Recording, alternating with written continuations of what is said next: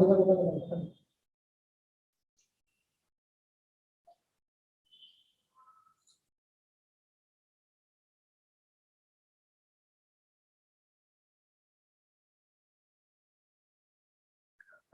to the final day of Seafood eConnect 2021, organized by Mars International. I acknowledge the support endorsed by Marine Stewardship Council, MSC. I am Rosalind Sandra, Event Promotion Officer at Mars International.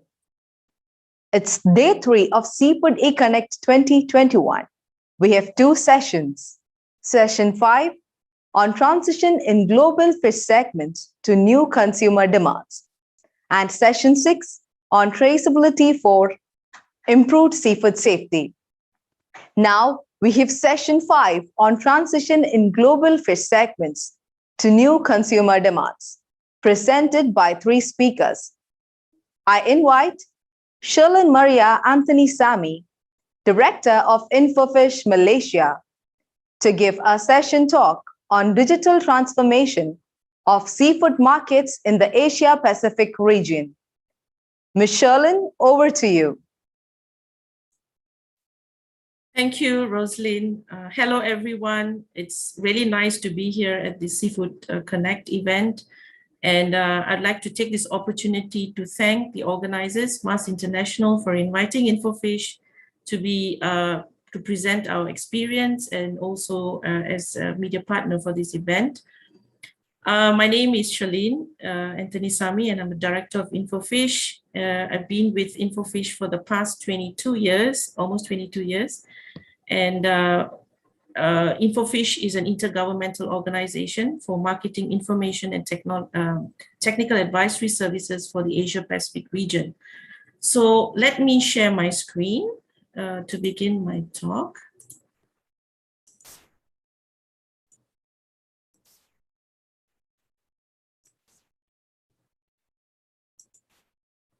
I hope you're able to see my screen. Yes, ma'am.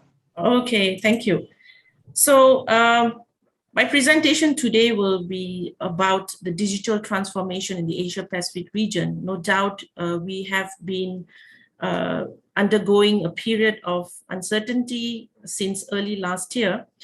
But my presentation today will be focusing a little bit more on what are the developments that have taken place, particularly in the area of information technology and how the industry has survived. But before I begin, let me just quickly give you an introduction about Infofish. As I mentioned just now, we're an intergovernmental organization set up by FAO in 1981. We started as a project to facilitate or support countries in the Asia-Pacific region. We are based in Malaysia, hosted by the government of Malaysia and under the Ministry of Agriculture.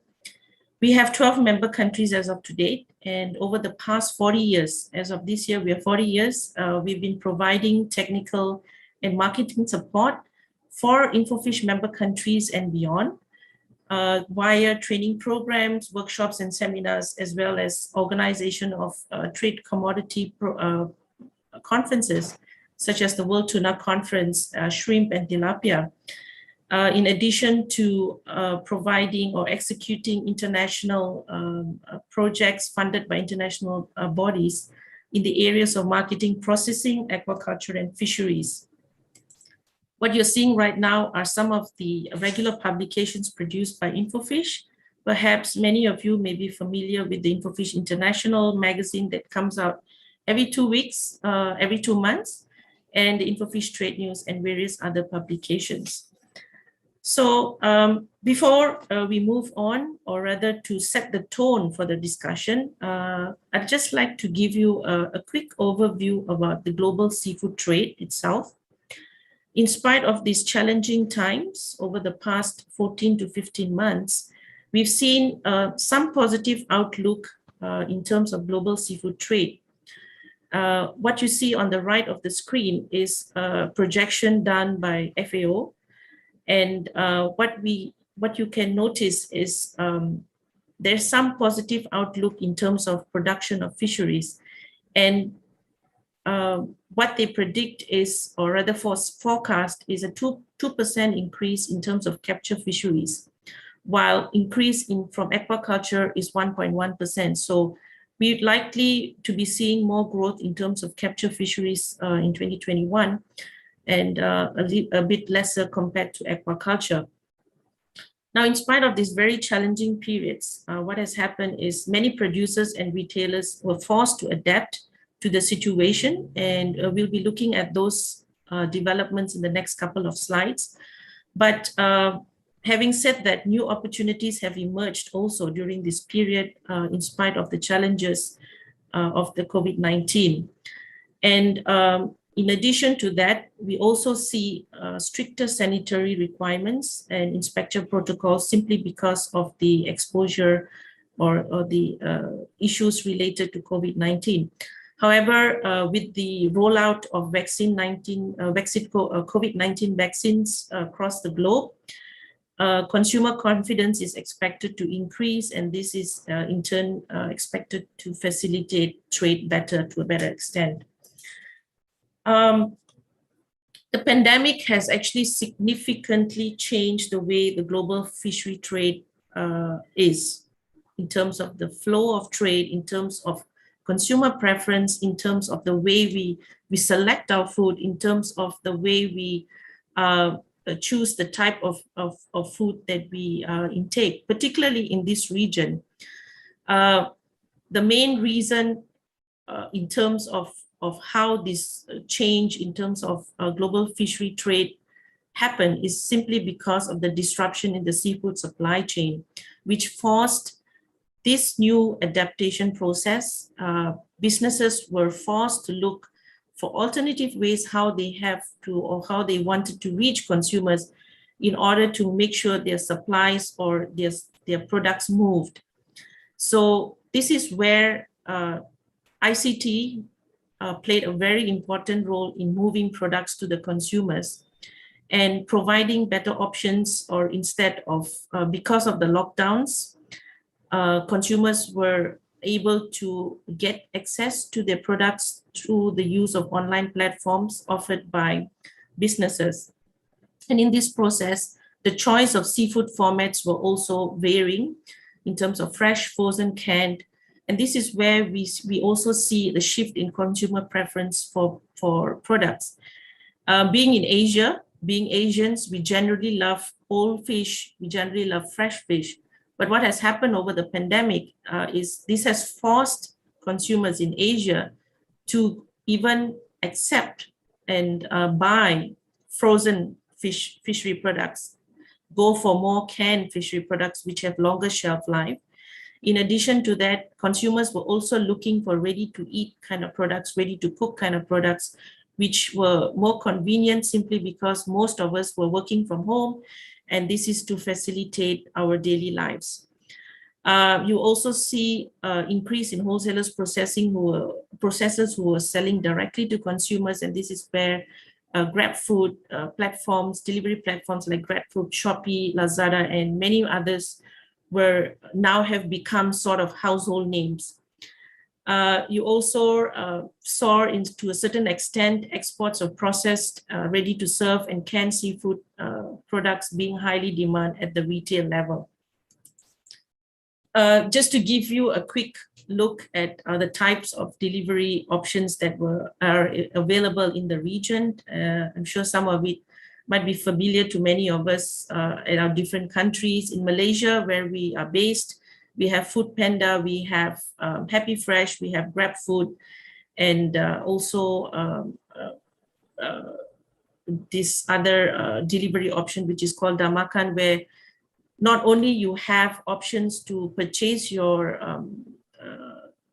groceries, but you also have ready-to-eat food being delivered to your doorstep. In addition to that, you also have institutional retailers who opted to have online options where supermarkets were setting up the online platforms so that consumers are able to select their products online or purchase online and have them delivered. Some of these supermarkets also had the options of a personal shopper, who does the shopping for the consumer and have those groceries, including seafood products, delivered to them. As mentioned just now, producers, processors, and wholesalers were also, or rather moved to online options and in order to get their products moving.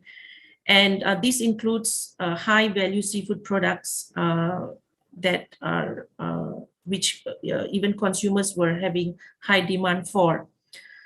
In addition to that, the various formats available in terms of whole fillet fish,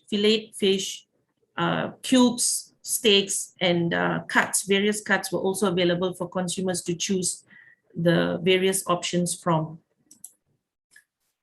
Social media plays and continues to play a very important role in this process. In addition to the delivery options you have, many small businesses were using social media such as WhatsApp, Facebook to market their products. And it's very interesting on how important the social media has become for traders, particularly small scale businesses, where you see them posting pictures, product pictures of the various seafood products that are available for consumers to choose from, and at very, very affordable prices. And you also have the option for fresh products. You also have live products, even those which are caught off the boat. You have videos being posted by these businesses and offering consumers to purchase them at special prices at certain locations if they come and get it at that particular time. So it's very interesting how people have become innovative in terms of trying to market their products. I'd just like to show a quick video here, an example of how traders in small markets and even at their own shops, retail shops, are selling their seafood products for consumers, which are being posted through their WhatsApp as well as Facebook, just to give you a typical idea of how it sounds like.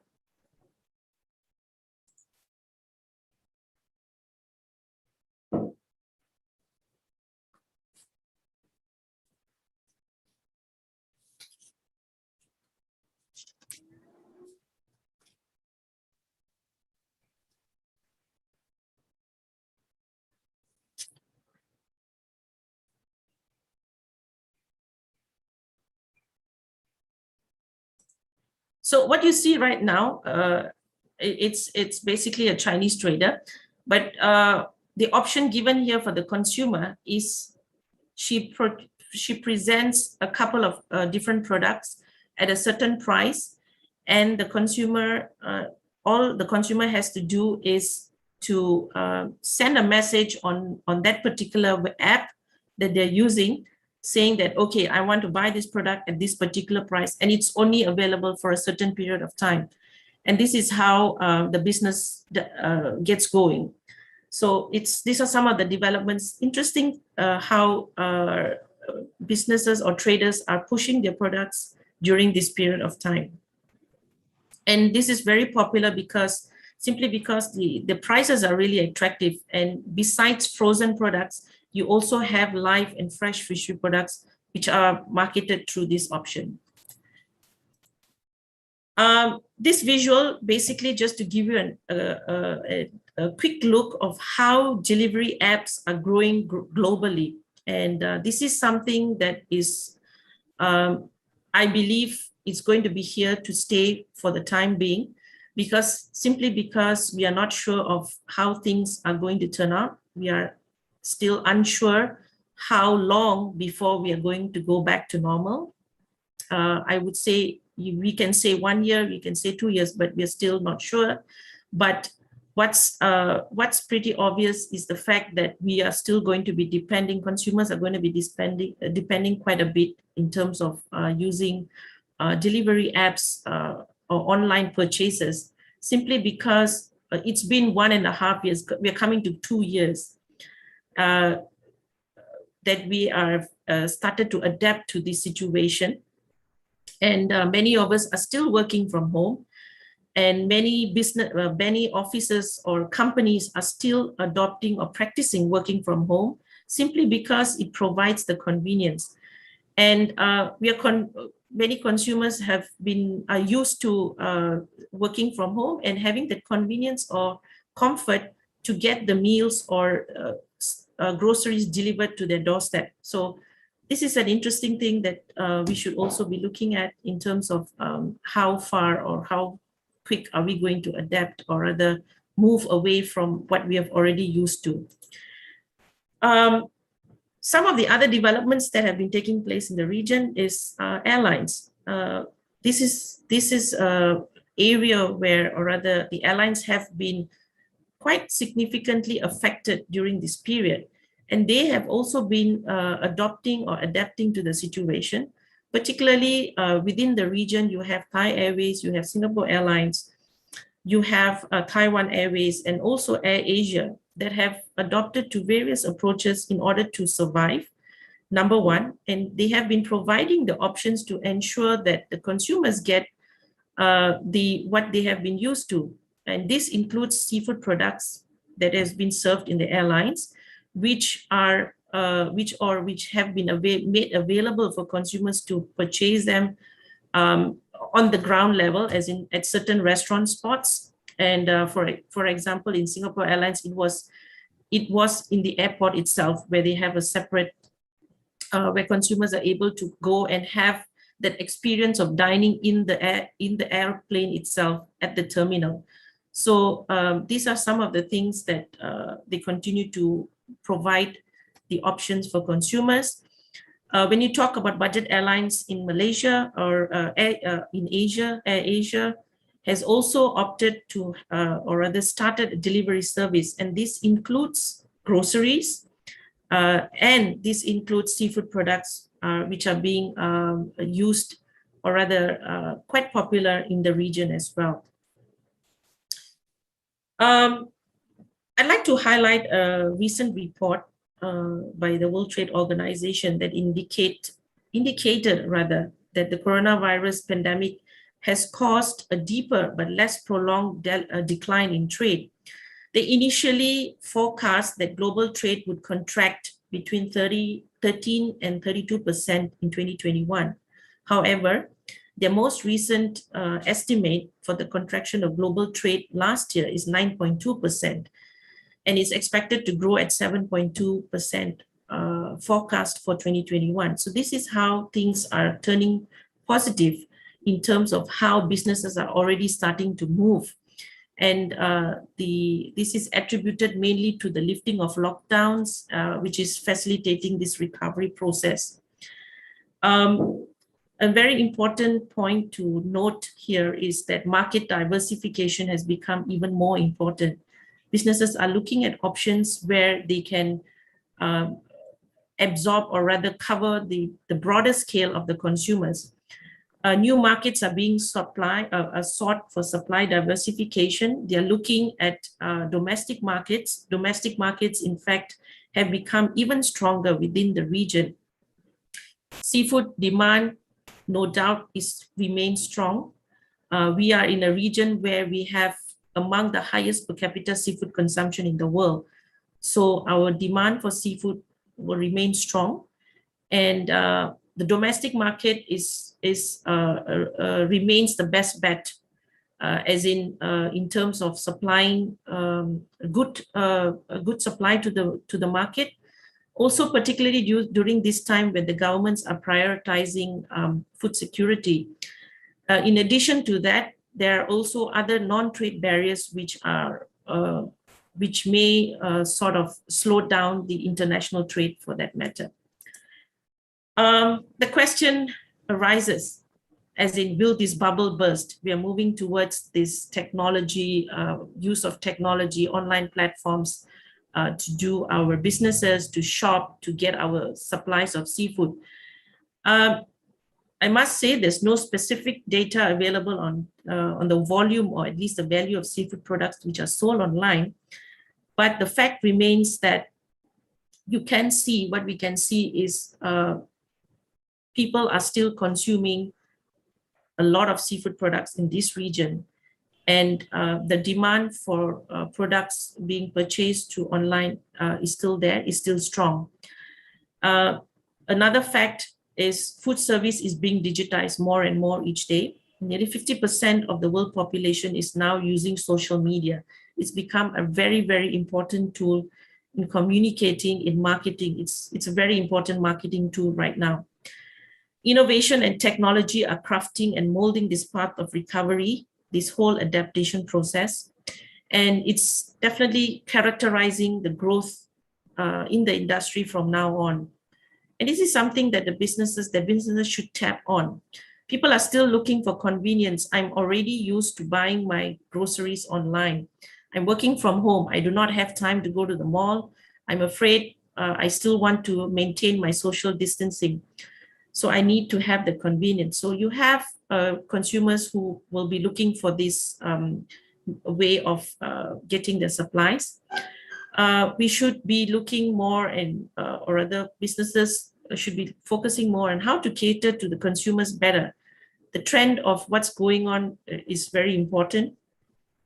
People are still looking for longer shelf life products, various variety of products, and I mentioned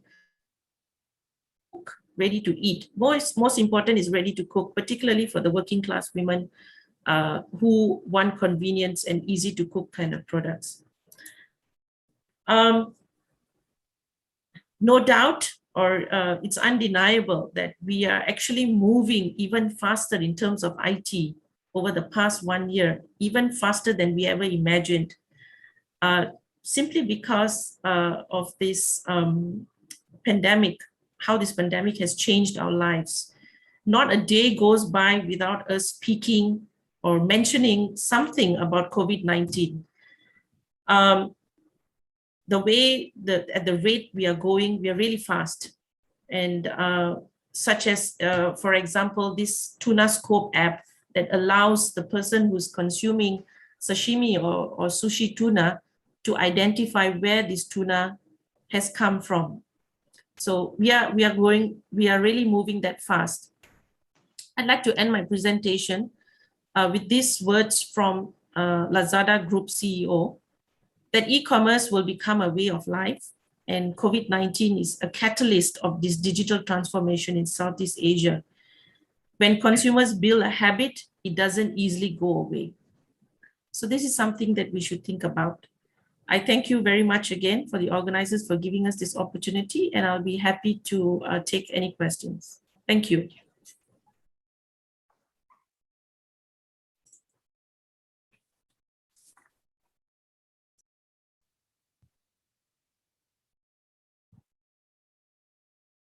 Thank you, Ms. Shirlene. Our next talk is in a minute. I invite Anilkumar P., Joint Director, MPEDA, for his session talk on preparedness of Indian seafood industry to new normal. Mr. Anilkumar, the screen is yours.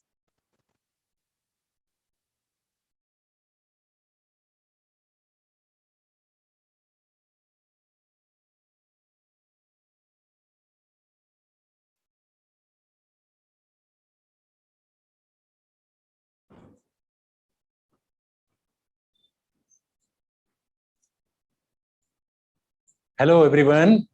I am Anilkumar, Joint Director Marketing of the Marine Products Export Development Authority and the Ministry of Commerce, Government of India. Thanks to Mars International for giving me this opportunity to give this presentation today. And I've been in the seafood industry, seafood sector for the last 29 years. I started with shrimp farming and worked for about 8 years in private sector in Southeast Asia and Madagascar. In Southeast Asia, I was in Thailand, Malaysia, and in Madagascar, I was working in the processing sector. And I worked in shrimp hatcheries, farms, and feed sales also.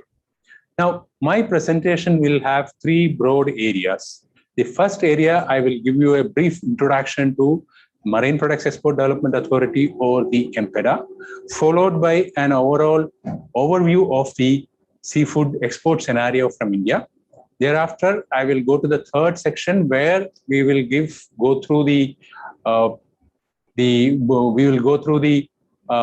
new normal preparedness of the Indian seafood industry.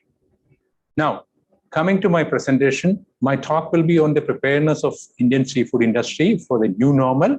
And as I said, let me give you a brief introduction to MPEDA. MPEDA is the Development and Export Promotion Nodal Agency under the Government of India, Ministry of Commerce and Industry. And our activities are mainly under three categories. One is export development and promotion, under which we register the entities which are engaged in export promotion. And we do a lot of market promotion activities like trade fair participation, organizing buyer-seller meets, and trade delegation, etc. Now, the second activity is done through mainly three subsidiary organizations which are registered as not-for-profitable societies under MPEDA. The first organization is Network for Fish Quality Management and Sustainable Fisheries, or in short form, we call it as NetFish, which does activities at the grassroots level among the fisher folk in the country. They organize more than 1,000 programs covering about 35,000 fisher folks every year in sustainable fishing, like introduction of square mesh cordons and catching of minimum legal size, etc., etc. And they also participate in training of the seafood processing workers. Now, the second organization is called NATSA, National Center for Sustainable Aquaculture, which is located in the East Coast. NetFish is on the West Coast. NATSA is in Kakinada in the state of Andhra Pradesh in India. They organize the cluster farming of shrimp farmers mainly. As you may be knowing that more than 90% of shrimp farmers in India are marginal or small-scale farmers. They are maximum 2 hectare area they are farming. So these farmers are organized in clusters called societies by NATSA to implement best management practices so that they become more sustainable. The third society, which is engaged in field level activities, is the RGCA, Rajiv Gandhi Center for Aquaculture. They do mainly research, applied research and commercialization of diversified aquaculture. We are dependent mainly on one species or two species of shrimp for our export business. We need to diversify from a dependency on one or two species. So RGCA does exactly the same. The RGCA has developed, commercialized the technologies for sea bass, mangrove crab, tilapia, etc. in India.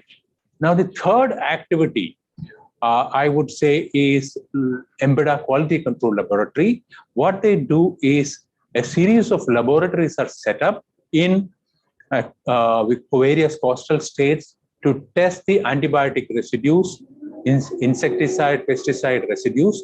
And these are done under a program called National Surveillance Plan for Antibiotics. And this is being done on behalf of European Union. And in addition to that, they give testing services for exporters also. The quality control section of MPEDA also operates more than 15 ELISA laboratory for screening of antibiotics. In addition, MPEDA also operates 20 Aqua1 centers through NACSA, National Center for Sustainable Aquaculture, for servicing the farmers. So this is a broadly the activities of MPEDA. Most of our offices are scattered around the coastal states of India. Now, let us come to the export scenario, my second part of the presentation. We know that more than 130 countries India is exporting, and seafood sector contributes about 1.1% of the national GDP and about 5% of the agriculture GDP. India is fourth in terms of seafood export in the global scenario. And if you look at the export trend, as a speaker was saying yesterday, we have reached the peak export during 2017-18 at $7 billion. Thereafter, there was a small reduction, and 2020, you can see the export has come down below $6 billion at $5.9 billion US dollars. And this year, that is the current financial year 2021-22, April to March, the export target is almost 31% more than the previous year's export, that is 7.8 billion. We have put an ambitious export target for this year. Now let us look what was our performance during the last 3 years. Just before we started with the COVID issue, we were around 6.7, and during 2019-20, it came to $6.6 billion. And 2020-21, it further came down by about 10.8% in terms of US dollar value to about 5.956 billion US dollars. Now, I just want to give you a brief idea about the seafood processing infrastructure before we go into the export scenario further. We have around 1,300 exporters registered in India. Only these exporters are able to export. Now, there are about 537 processing units, of which 326 are EU-approved processing units. And India can produce about 26,000 metric tons of frozen seafood material per day. And there are about 576 frozen cold storages with a capacity of 287,000 tons. And if you look at the value addition, which is a thrust area for India, the number of cooking facilities are very less, 31 only, with about 380 tons per day capacity. And IQ of freezing capacity is about 202 numbers. Freezing capacity is about 3,267 tons. We have 14 surimi processing units also, and they are doing extremely well. And just to give you a summary of our export scenario, 2020-21 exports dropped by 10%. In fact, in the first quarter, it was down more than 50%, and the third quarter it started picking up, and last quarter it rebounded back, and we reached a reduction of only 10% in terms of US dollar and quantity. USA and China were the major importers of Indian seafood last year. And as I said, this year we have put an ambitious target of 7.8 billion, and we have, what is our performance so far? We have achieved about 4.6 billion by October 31st, 2021. We are right on the track. Now, just to give you an idea about the contribution of aquaculture when compared to capture fisheries, aquaculture in terms of US dollar is contributing a major share. You can see that the value was 63.58% in 1920. It increased to 67.98, and there is a consequent reduction in the share of capture fisheries as well. And you can also see that the US dollar unit value per kilogram is higher for aquaculture because mainly shrimp is farmed and exported from India. And the aquaculture capture fisheries contribution reduced from about 56 to 53% during last 2 years. And the unit value of capture fisheries is 3.37 in 2019-20. It came down to 3.10 last year. Now, when you look at the what are items we are exporting from India, as expected, India exported about 590,000 metric ton of shrimp with a value of US dollar 4.4 billion, accounting for a share of about 74% in terms of US dollar.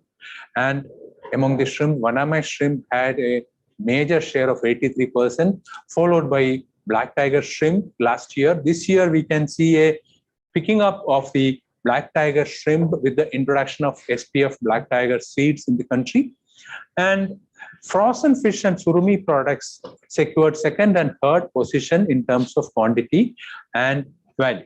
The other major items are cuttlefish, squid, and dried items. You can very well see these items in the graph. Now, let us look at the markets. USA, China, and EU are the top 3 markets last year, followed by Southeast Asia, Japan, Middle East, and other markets. USA, with a US dollar share of 41.15%, imported about 292,000 metric ton of shrimp valued about 2.45 billion.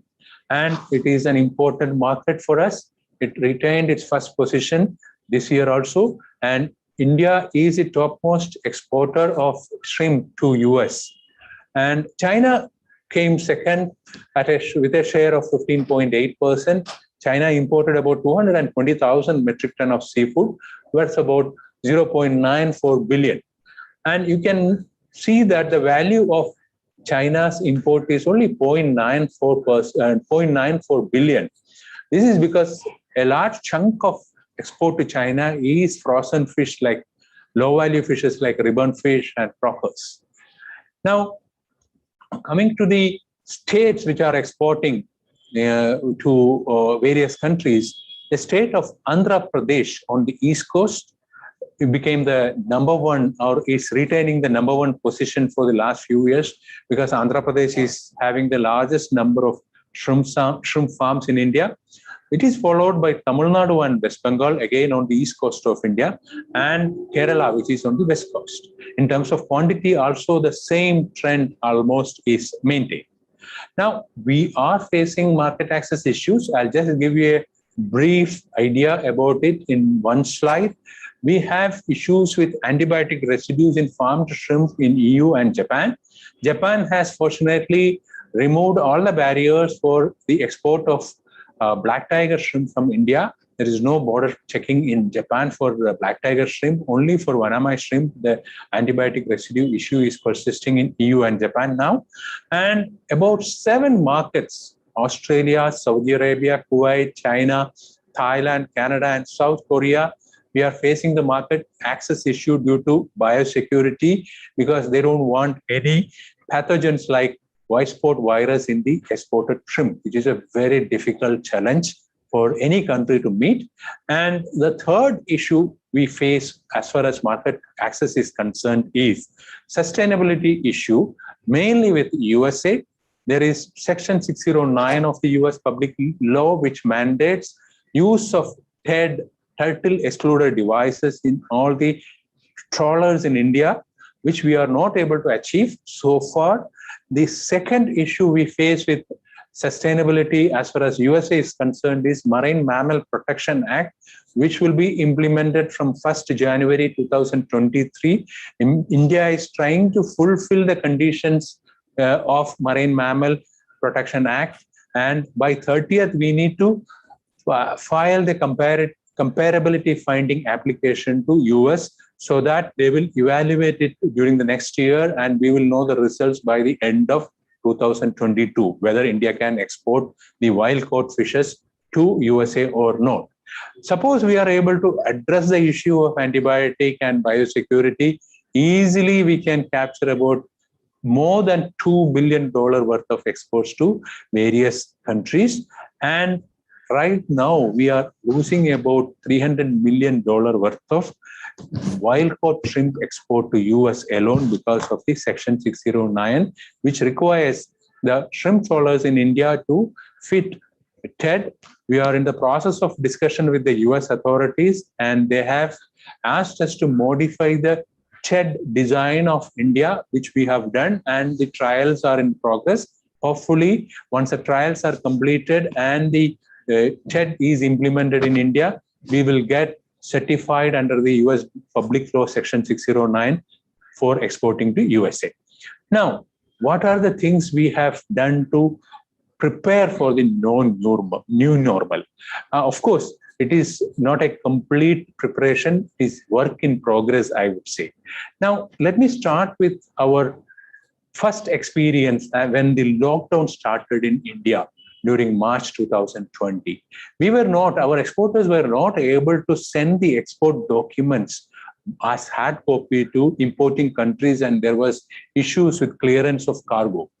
Now, what we have done is within about a month and a half, we have made most of the export documents like DS 2031 certificate to export shrimp to USA, catch certificate for fulfilling the IUU conditions of European Union. All these certificates were made online so that exporters no need to come to any of the MPEDA offices to apply and get these certificates, as well as the importing countries also thankfully started accepting this electronic documentation. That was the first thing we have done. And Then another issue was lack of manpower in importing countries for clearing the cargo. We had to work with our Indian embassies across globe, for example, Vietnam, Dubai, USA, China, to clear a lot of containers during the first half of the last year, 2020. There were payment issues, especially with China. China imposed an unjustifiable condition for India and a few other countries. They started checking the seafood containers for the nucleic acid material of COVID. This has caused a lot of delay in the cargo clearance, and this has resulted in payment problems for exporters. And our embassy started working with the buyers and with MPEDA to clear most of the issues. 58 out of 114 such clearances, such payment has been cleared already. The others are almost done. We hope that it will be done very fast. And other issue is a common issue which is faced by all the countries: shortage of containers and very high cost of sea freight. We are trying to address that issue, but I would say that this is a work in progress. Now, coming to the market promotion activities, a lot of important trade fairs were cancelled. What do we do? We can't do any buyer-seller meets. We can't do any trade delegations. No person-to-person meeting is possible. We started with virtual buyer-seller meets. During last year, 2020-21 financial year, we could do about 25 virtual buyer-seller meets where an importer will be able to meet an exporter one-to-one for negotiation. We have done it with over 10 countries. These 25 virtual buyer-seller meets were conducted. This year, we are targeting about 30 plus. We have already closed 15 virtual buyer-seller meets with various countries.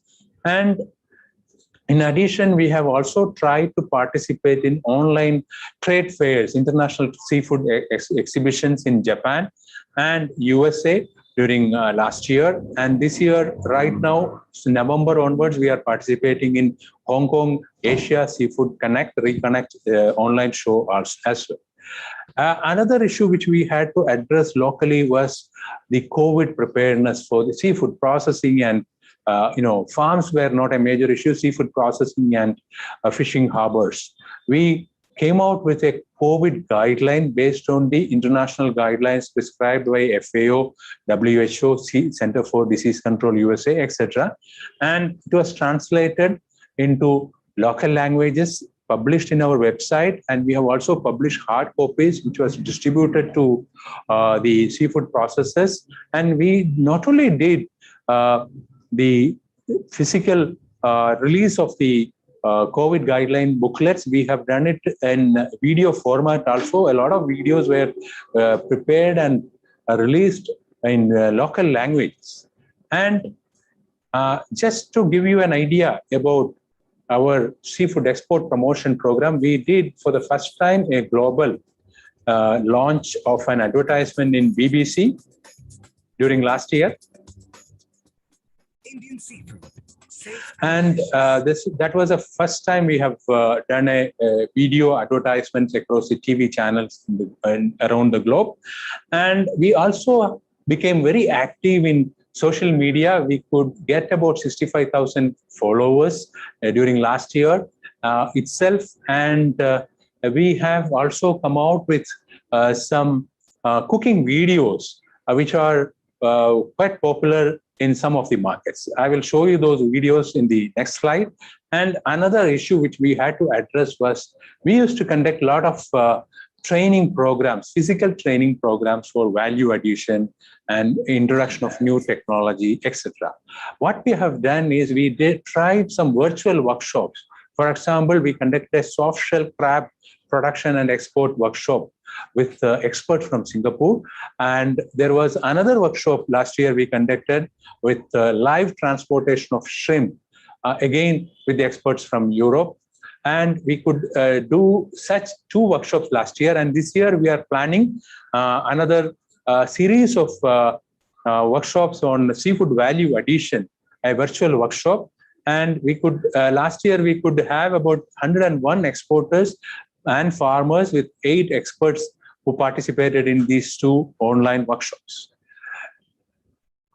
And this is the online cooking videos we have released, just a sample.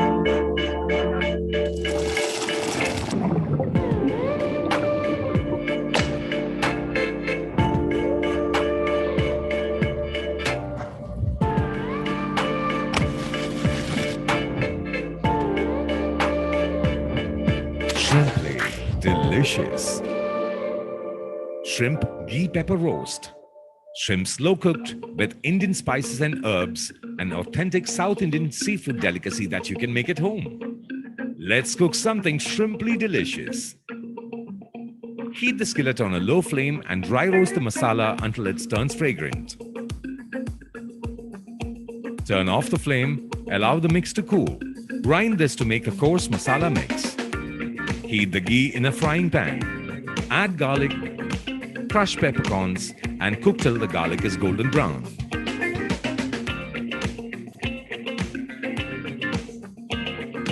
Add the curry leaves, sliced onion, and saute till the onions are pale brown. Add the masala mix, jaggery, tamarind pulp, and mix well. Add the freshly peeled Indian Vaname shrimps and cook for 3 to 4 minutes. Add salt,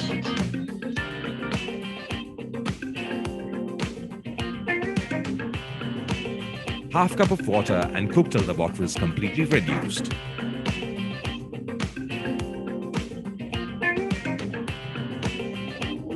Serve with Indian breads or rice. That's it. Shrimp ghee pepper roast is now ready.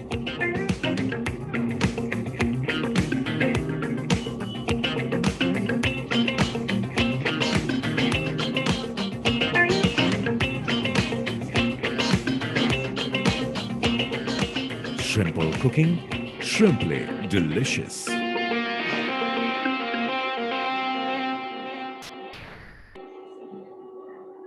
Last year, we have done about 6 such videos, and we are continuing with the same type of videos this year also, because we get very good positive response from the public.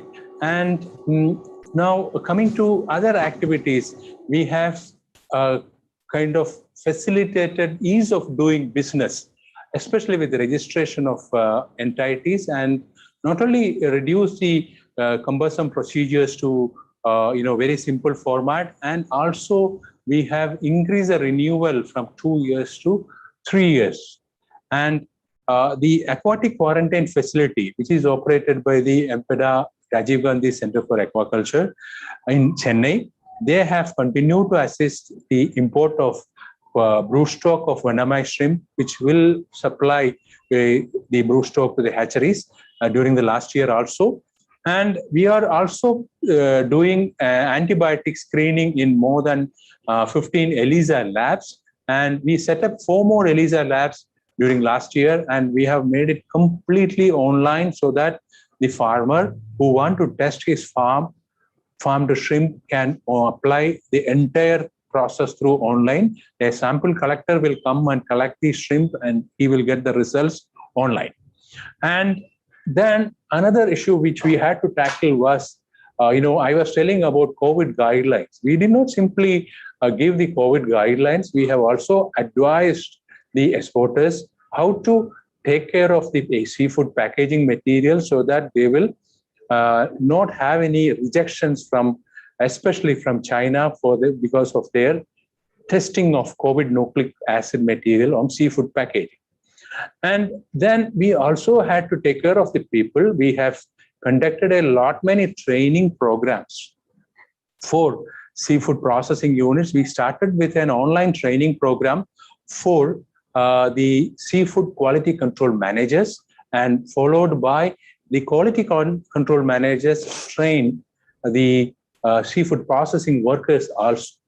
And we were talking about the sea freight issues, loss of connectivity, especially for export of chilled fish and chilled shrimp. We tried with Thailand to send our fishing vessels, which are fishing in Andaman and Nicobar Islands, which is close to Thailand and Malaysia.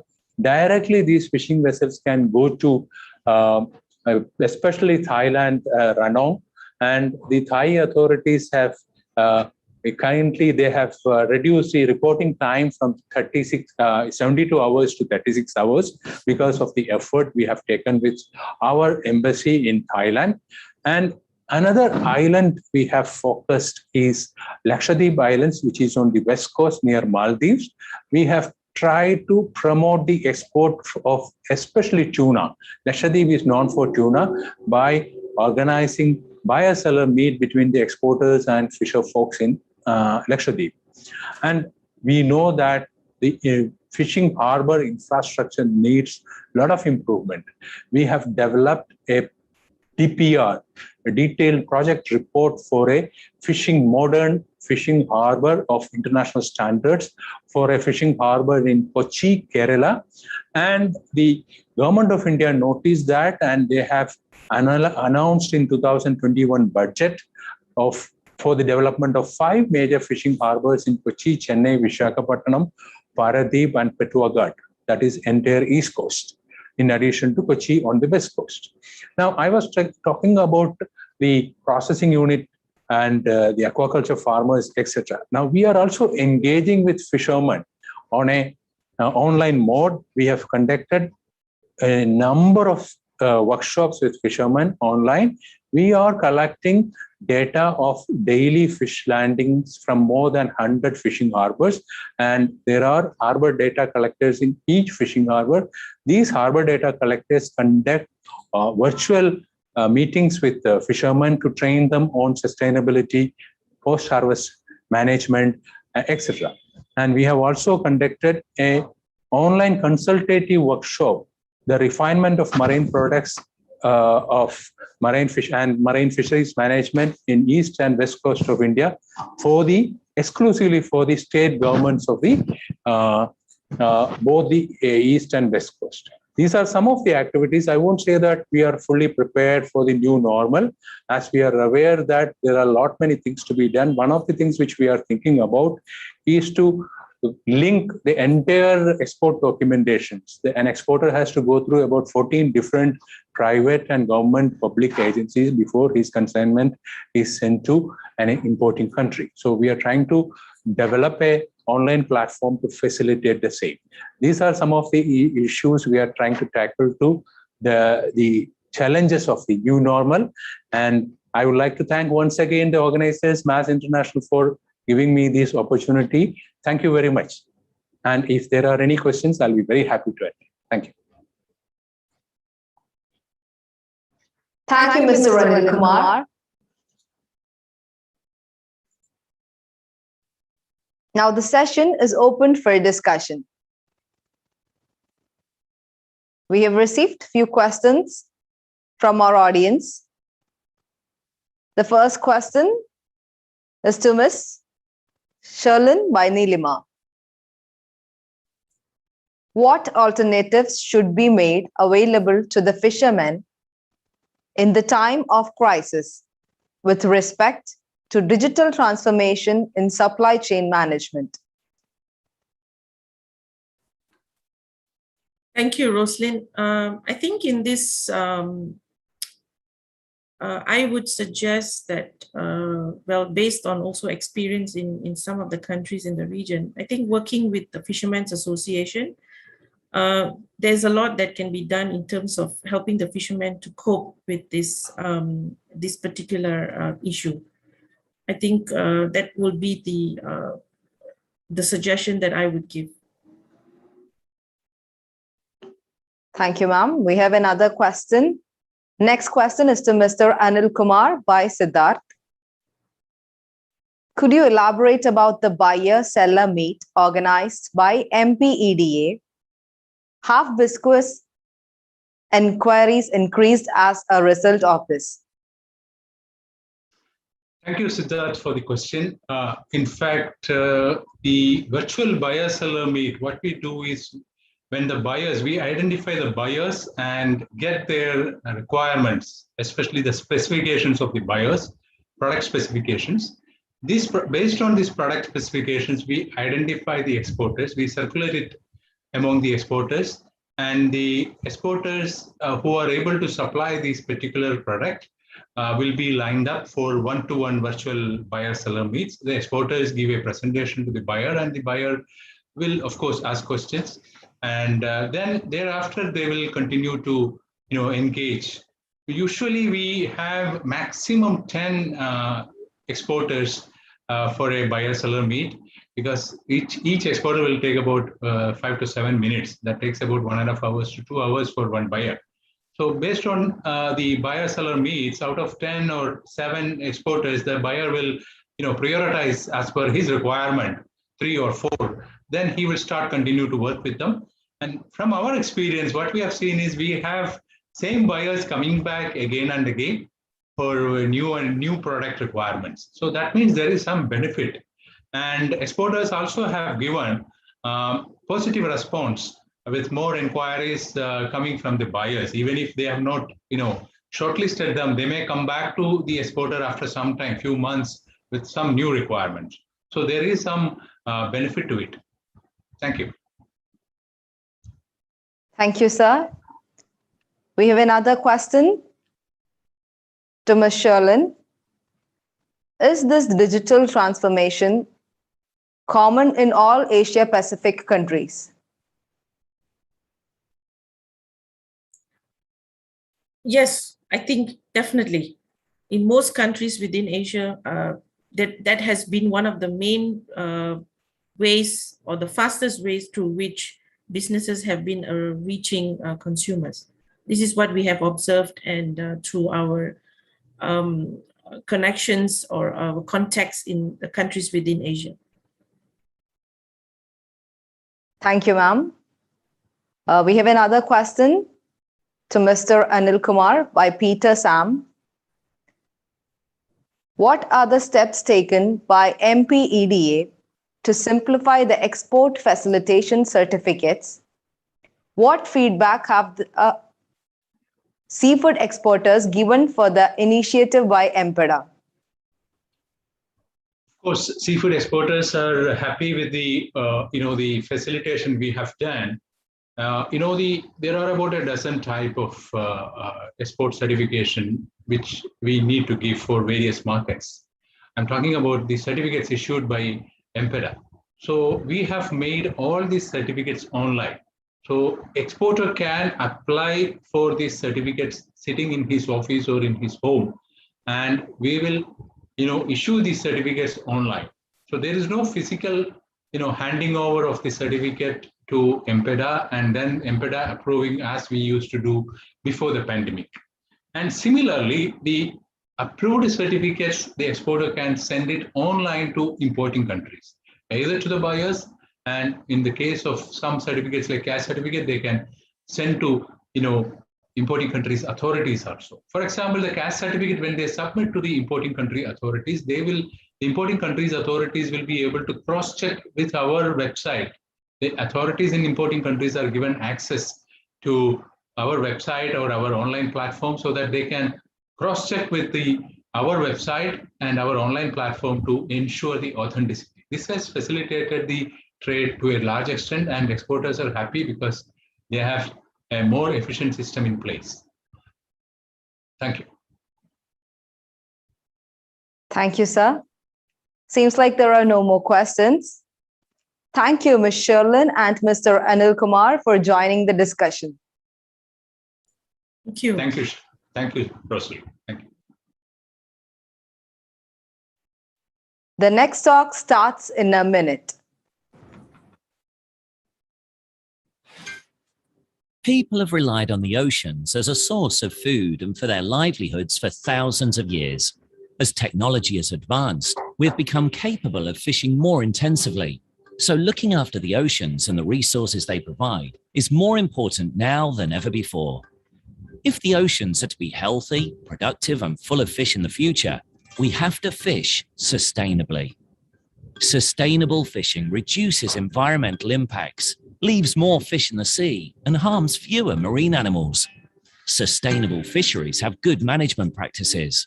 The Marine Stewardship Council standard allows fisheries to show that they are well managed and that they fish in a sustainable way. The MSC standard is open to all fisheries that would like to be recognized as sustainable. To be certified as sustainable, a fishery must be able to meet all three principles of the MSC standard. The fishery must leave enough fish in the sea so that stocks can reproduce and fishing can go on forever. Fishing operations need to be managed so that the wider marine environment, other plants, animals and habitat, can flourish and support life. The fishery must have good management in place. The MSC uses its blue eco-label to identify seafood that has come from sustainable fisheries certified to its standard. The eco-label is already displayed on tens of thousands of products in over 100 countries around the world. Consumers who want to play their part in maintaining and improving the health of the oceans can look for and choose seafood with a distinctive blue MSC eco-label. It is vital that we safeguard the ocean's resources and protect people's livelihoods for the future. To do this, we need to work together.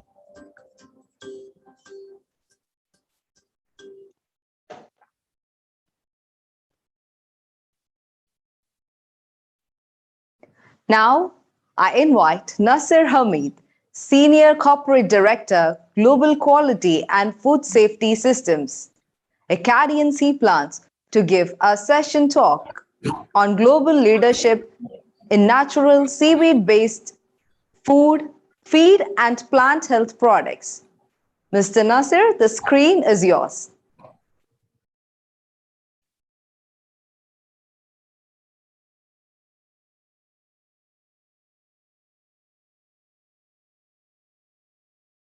Hi, Roslyn. Can you see my screen now? Yes, yes. Okay.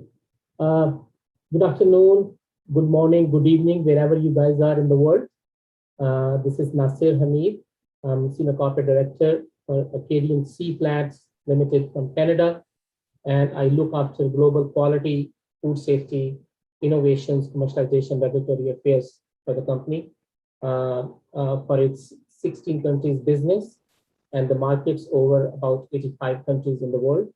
And company is known for its manufacturing of feed, food, and crop and land enhancers and soil applications from seaweeds using the marine agriculture resources.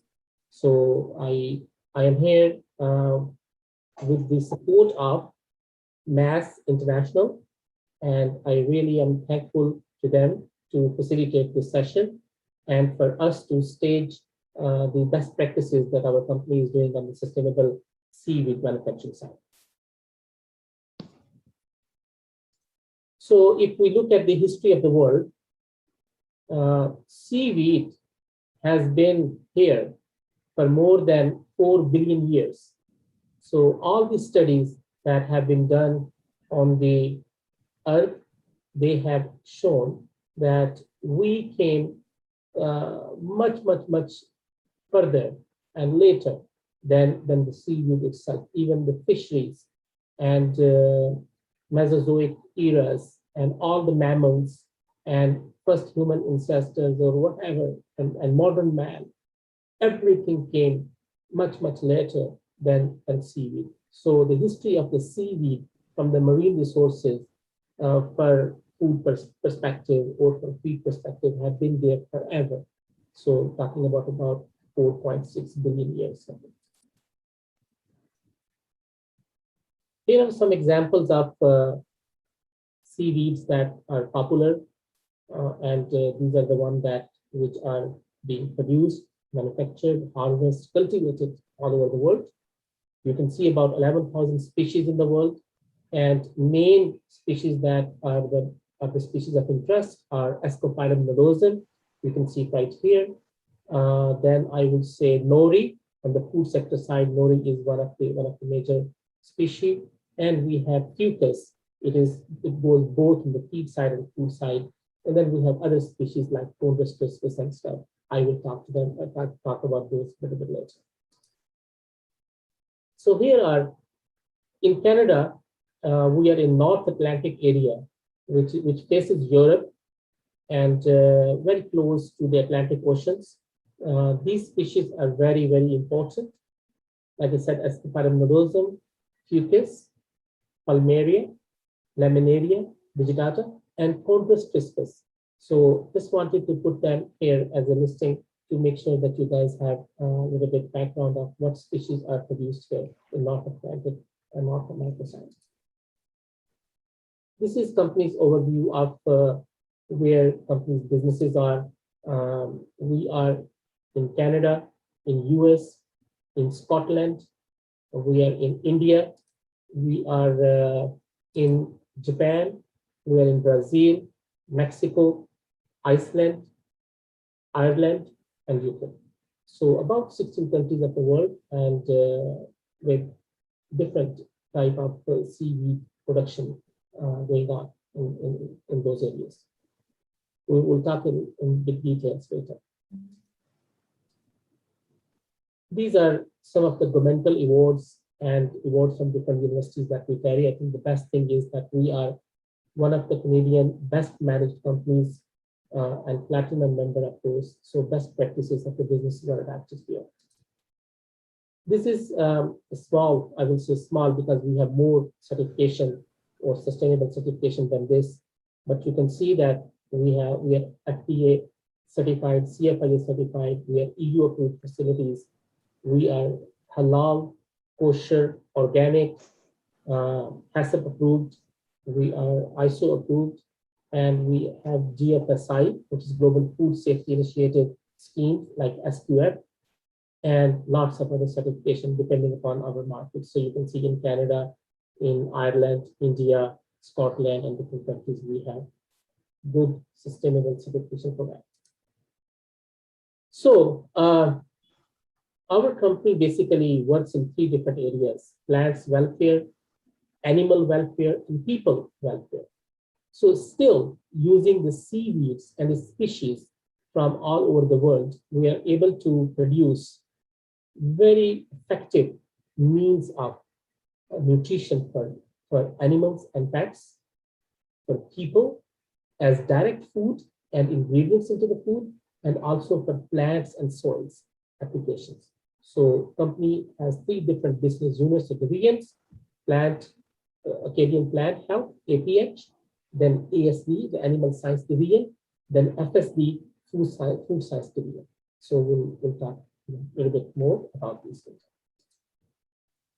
Everything starts with responsible resourcing of the seaweeds. So you know that the seaweeds, they grow into the marine areas where tides go up and down, and then by those tide timing, the seaweed naturally grow in the sea, or the banks of the sea, shores of the sea comes up. So our scientists are always there. They do the biomass assessments, they do the habitat research and monitoring, and the teams are always there to monitor the health and sustainability of the seaweeds and approval of those seaweeds before they are harvested and brought into our processing facilities.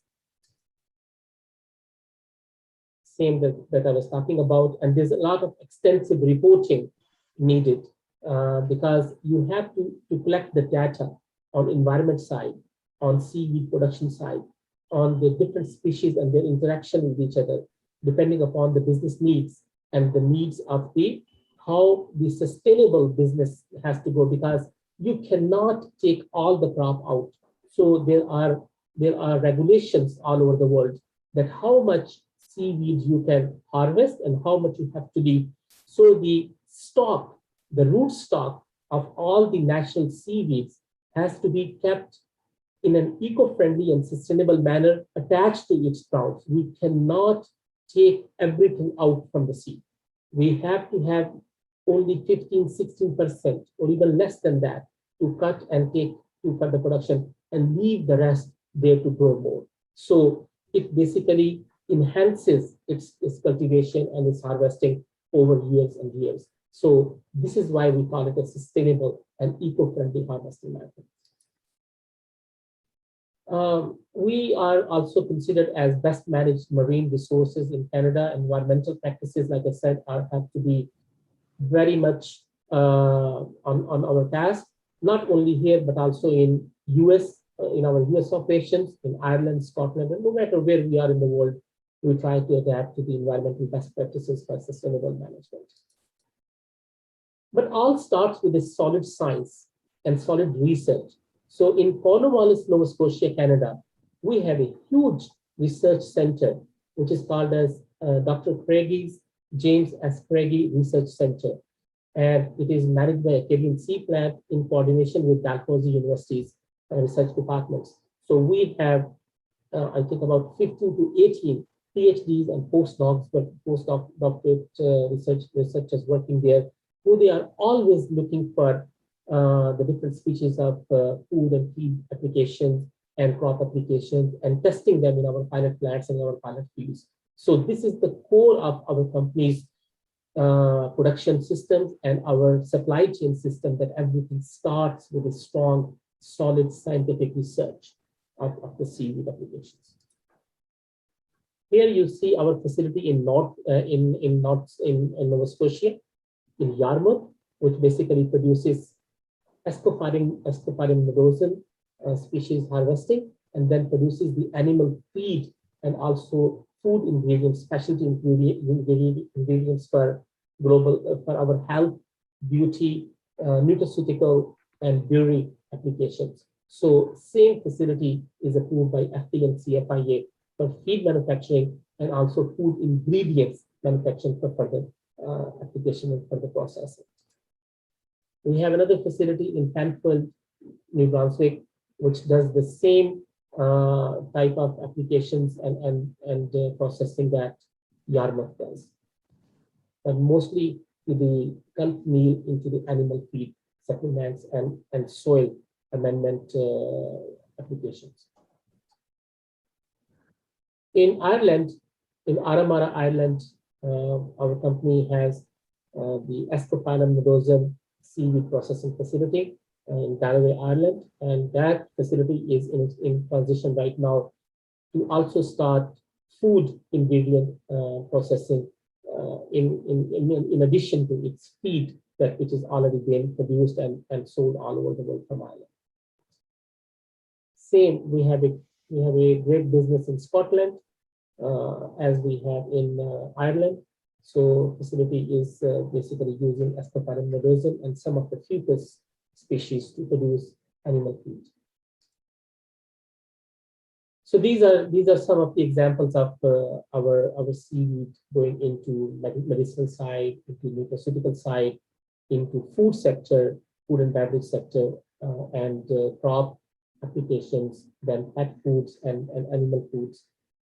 So it's in this way we are basically covering the soil which the animal and food is attached to, and from there we built on the sustainable supply chain system going forward to feeding those animals and then producing the food for the human being for the application. So it's basically an integrated system of using the seaweeds in a very sustainable way. Along with our feed and food side, one of the bigger business for Acadian Sea Plant is to use Ascophyllum nodosum seaweeds and produce extracts and liquid concentrates and powders for soil application, for horticulture, for food and fruits and vegetables, inhibitors and soil growth enhancers and crop, in several ways. A lot of biological systems that are attached to the agriculture production. This center is world leader. I think this is the largest facility in the world to use the seaweed and produce the agriculture products from standalone seaweed and produce it for all over the world agriculture markets. This is some of the pictures of that facility. And these are some of the products that this Cornwallis plant, Acadian plant, health plant, processing plant makes. And similar facilities are in Brazil, India, and Mexico as well. And we have business in Brazil and Colombia. for the crop application and agriculture solutions. Now, being in the food sector, this is, you can see, this is a huge facility in Charleston, Nova Scotia, where we have a species of seaweed, which is called as Chondrus crispus. We grow it ourselves. We take the root, root stock from the open wild, natural sea and ocean resources, and then we bring it to our research and development centers like Reddy Center and also our research center in Charleston, and we go through the hatching process, like for the animal hatcheries. Like we make sure that we grow those rootstock for the further growth of Chondrus crispus into our controlled aquaculture farming system. So you can see there are, several ponds of water that we use, and we grow we call them grow outs. So we take our seaweed and then we grow it out into these ponds. And this is specifically for the food sector, and mostly for Japan, Korea, and Far East countries. This is where the Chondrus crispus seaweed is used as a direct application to the food and also as an ingredient to the different foods that we have. And it has a lot of benefits of pharmaceutical perspective, nutrition perspective, skin care, and I will give you a little bit more examples as we go forward.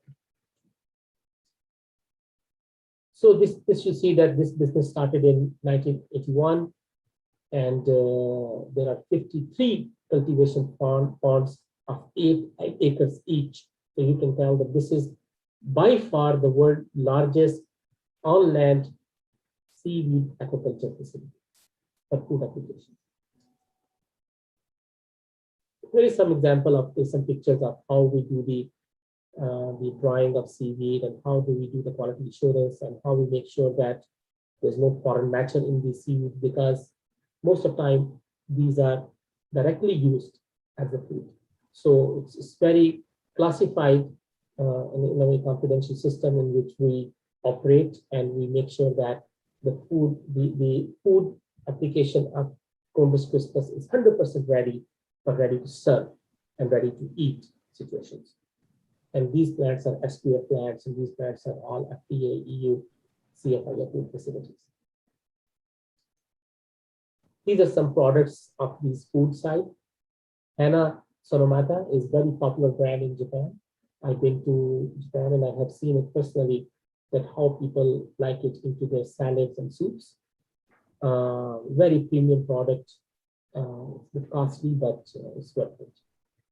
And it comes in different colors. So we take the natural seaweed, and in a very natural, organic, and halal processing system, we convert its color to different colors. In Japan, they need to have 5 or 6 different colors, and every color means something for their health and nutrition. And we make sure that we provide them those different colors into their food and their seaweed that they want to have it as ready to eat. So seaweeds not only just have food application, but they're very rich in minerals, they're very rich in nutrients, trace elements. They are very rich in prebiotics. For example, in prebiotics, for the pollen histomorphology elevation, this really works very, very, very good, especially in animal.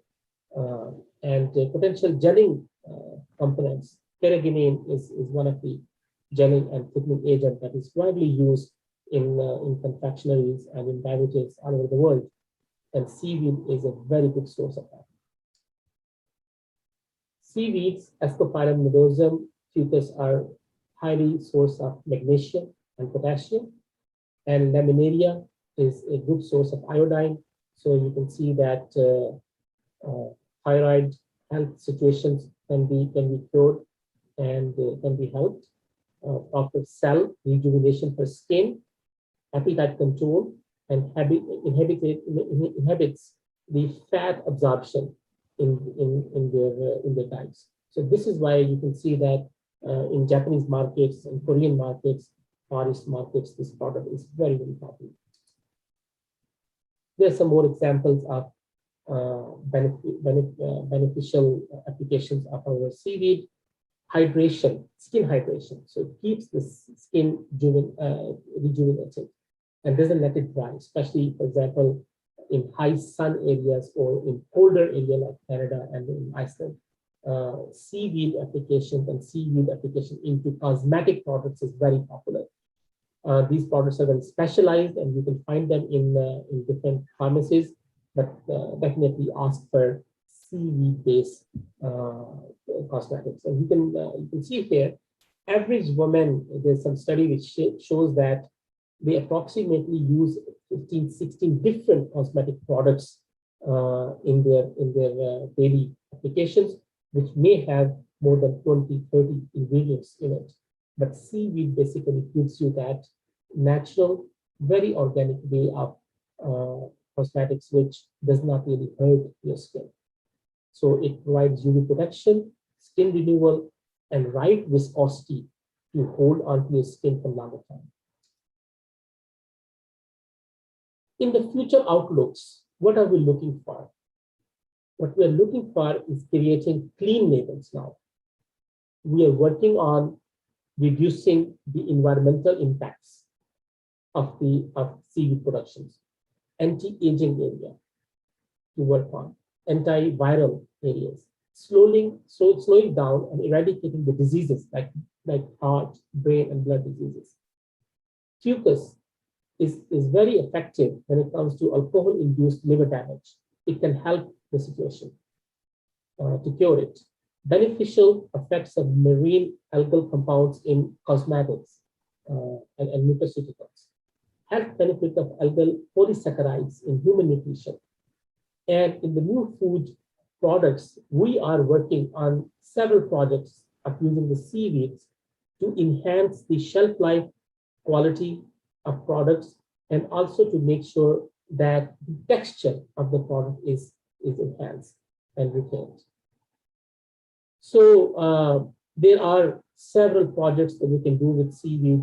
I would say that in the covered situation where people are looking for 100% organic, 100% natural, 100% free of chemicals and free of preservatives and free of different type of I would say unnatural means and sources of food and body care and animal care, welfare, and also the soil applications. Seaweed it's a treasure of the world and Almighty that has given to us to use, and it's present in abundance all over the world. Wherever the water tides are there, you will find some kind of seaweed there. And company has done a beautiful job, a great job in securing that for the world in sustainable way. I have a small video to show to you at the end of my talk, and then if somebody has any comment, we can go back.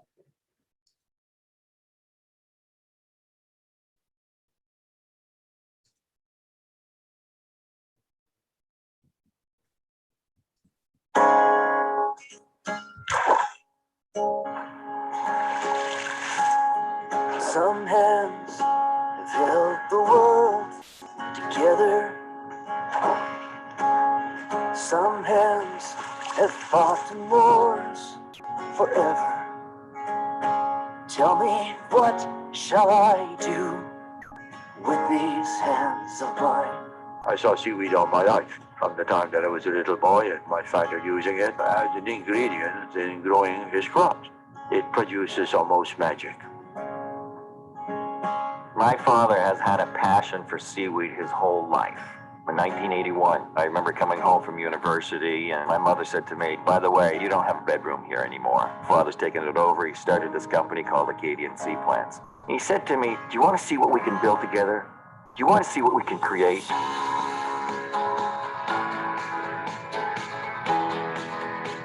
What we've been able to do is take an underutilized marine plant, create these incredible products. Today, we have hundreds of employees located all over the world. We export our products to over 80 countries.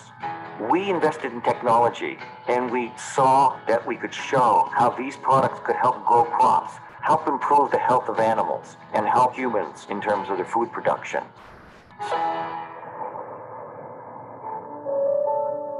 Every day you see new things in relation to seaweed. as the year passes, I keep excited about my work because I can see that a lot of people benefiting from this resource. 131. One of the things that's very unique about our product is the seaweed, Ascophyllum nodosum. That seaweed grows in the intertidal zone, and it has an extremely tough existence. In the summertime, it dries out in the sun. In the wintertime, it's frozen solid in a block of ice, and it's learned to survive. So how does it do it? It does it by developing, through the evolution of the seaweed, special compound that eventually we extract from the plant and we use it for our own product. And that extract imparts those tough qualities into plants, animals, and humans. We rigorously test our products. We can make many claims about what seaweeds do, but we have to build a foundation of factual science that can support efficacy and why a person would actually spend their money to buy an Acadian product. We have over 30 researchers that work full-time at Acadian Sea Plants. Those people work in conjunction with research institutions and academic institutions located here, but also around the world. Our research is not something that is just internally generated and we say how good the product is, but it is something that has passed the test of peer review.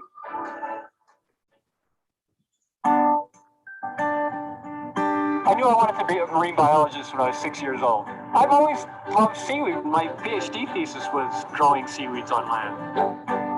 One of the things that we've been able to develop is a cultivated line of marine plants, Chondrus crispus.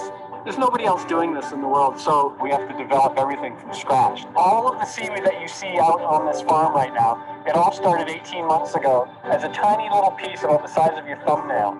The plant actually spends more of its time indoors than it does outdoors. You have larger and larger tanks and vessels that biomass grows in. Eventually, you get out here and you've got these giant tanks. The Japanese, who we normally sell to, they want every single piece to look exactly the same, and we can provide that here because we have such control of these tanks. We have a consistency of product that is unequaled anywhere on this planet.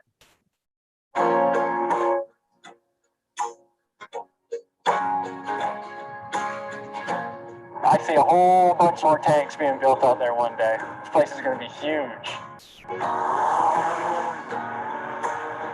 We've mapped out every bed of seaweed so that we can understand the quantity that we can harvest on a sustainable basis. Because this resource doesn't belong to the company. It belongs to all generations that are coming after us. The products that we make, the solutions that we bring to customers really make a difference. That to me is extremely exciting. We do so many good things. The world is different because of Acadian Sea Plants.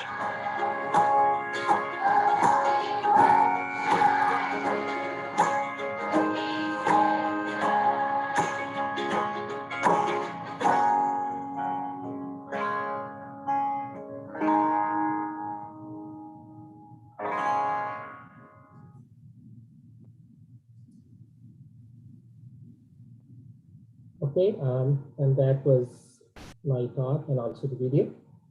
So I give it back to Rosalind, I guess. Thank you, Mr. Nasir. Now the session is open for discussion.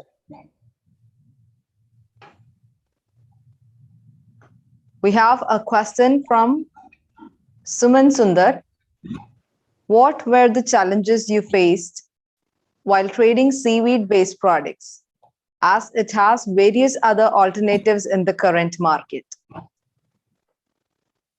Okay, the challenges, first of all, thank you very much. Good question. The challenges that you face all over the world is basically to keep a sustainable and consistent supply chain, because it's a natural phenomena and you have to manipulate your times and your management of harvesting and processing and handling of the seaweed according to the natural resources that you have. Because if we would not do that, we will basically be then manipulating the nature and changing it, modifying it to our needs. This is what company has taken a hard stop and said, No, we will modify ourselves according to the sustainable harvesting of timing, of quantities, and also the availability all over the world. So our research scientists and our resource teams are going all over the world, trying to find the best quality of harvesting seaweeds, instead of we pushing the areas to manipulate and produce to our desires. That is one of the challenges that we always face. It's a challenge and opportunity. I hope I answered your question. We have one more question from Sainaba to Mr. Nasir. What are other innovative products that can be made using seaweed in the food sector? In the food sector, like I said in my last slide, that we are working on shelf-stable, ready-to-eat products now. I mean, most of the use of the seaweed that it has done before is into the salad mixes and into as a second ingredient to a major food line. So we are in a process right now with our market intelligence in Japan, especially, to work on the products which can be ready to eat, ready to serve, shelf-stable, more nutraceutical based, more medicinal valued based, and more nutritional valued based products as a value added product ready to eat, ready to serve, not just as a secondary ingredient into salad or into soup. So this is where we're moving now. And with COVID, and especially the challenges that COVID has given to us and to all the human beings, to have food on our table which is natural, less preservative, no chemicals, totally organic, seaweed can be a good source of those. And this is what our next research is going on. Seems like there are no more questions. Thank you, Mr. Nasir Hameed, for your response. Rosalind, you're most welcome, and your team is most welcome. I again thank you, thank you and your team, and also MASS International for them to provide us opportunity to stage our products and our company at this global e-conference. And I look forward to any other comments. You guys can reach me out at the LinkedIn or through MASS International resources. You can reach out to me, and I'll be happy to answer your question or provide more resources on this side. I thank you all. Thank you very much for your participation. Thank you. Thank you.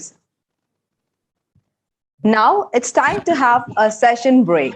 The next session will be on traceability for improved seafood safety.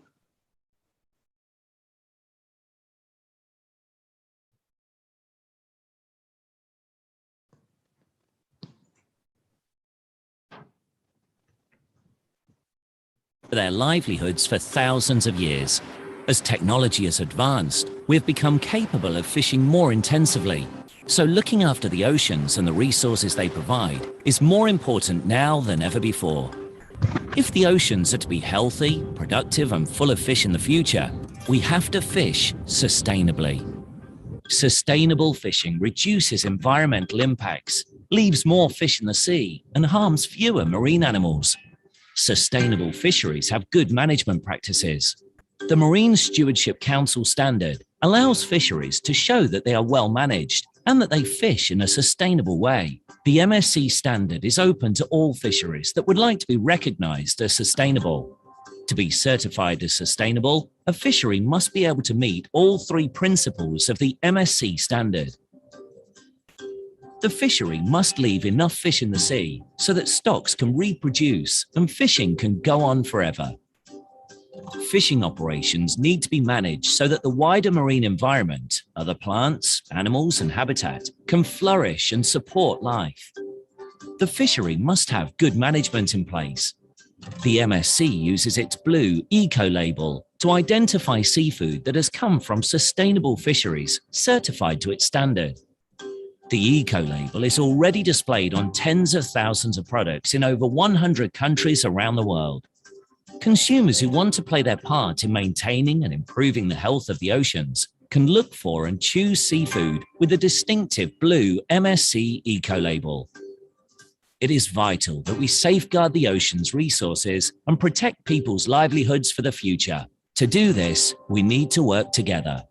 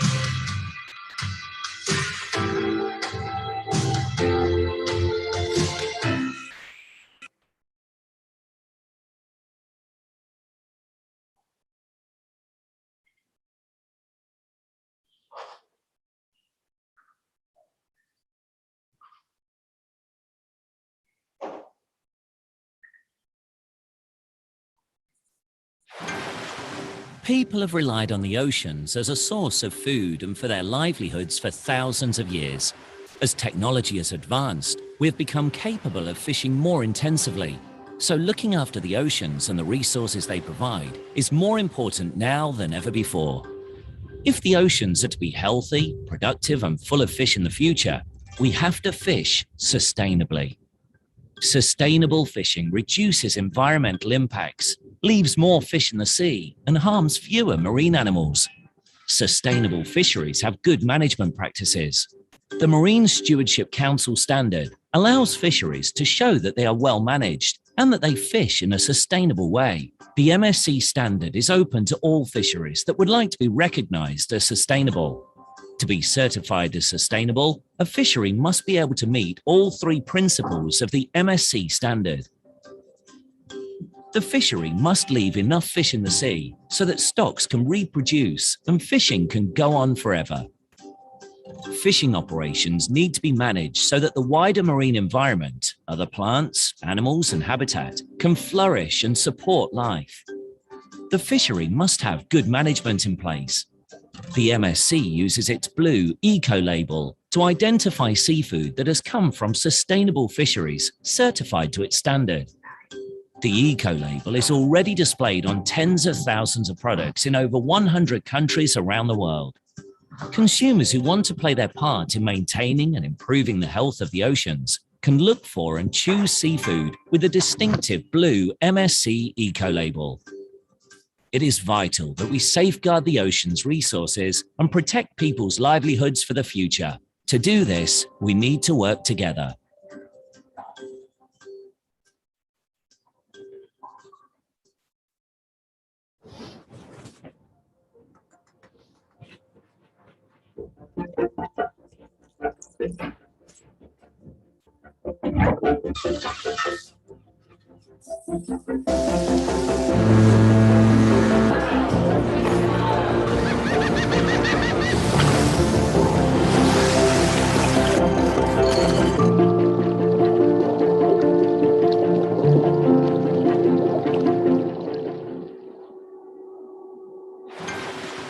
People have relied on the oceans as a source of food and for their livelihoods for thousands of years. As technology has advanced, we have become capable of fishing more intensively. So looking after the oceans and the resources they provide is more important now than ever before. If the oceans are to be healthy, productive, and full of fish in the future, we have to fish sustainably. Sustainable fishing reduces environmental impacts, leaves more fish in the sea and harms fewer marine animals. Sustainable fisheries have good management practices. The Marine Stewardship Council standard allows fisheries to show that they are well managed and that they fish in a sustainable way. The MSC standard is open to all fisheries that would like to be recognized as sustainable. To be certified as sustainable, a fishery must be able to meet all three principles of the MSC standard. The fishery must leave enough fish in the sea so that stocks can reproduce and fishing can go on forever. Fishing operations need to be managed so that the wider marine environment, other plants, animals, and habitat can flourish and support life. The fishery must have good management in place. The MSC uses its blue eco label to identify seafood that has come from sustainable fisheries certified to its standard. The eco label is already displayed on tens of thousands of products in over 100 countries around the world. Consumers who want to play their part in maintaining and improving the health of the oceans can look for and choose seafood with a distinctive blue MSC eco label. It is vital that we safeguard the ocean's resources and protect people's livelihoods for the future. To do this, we need to work together.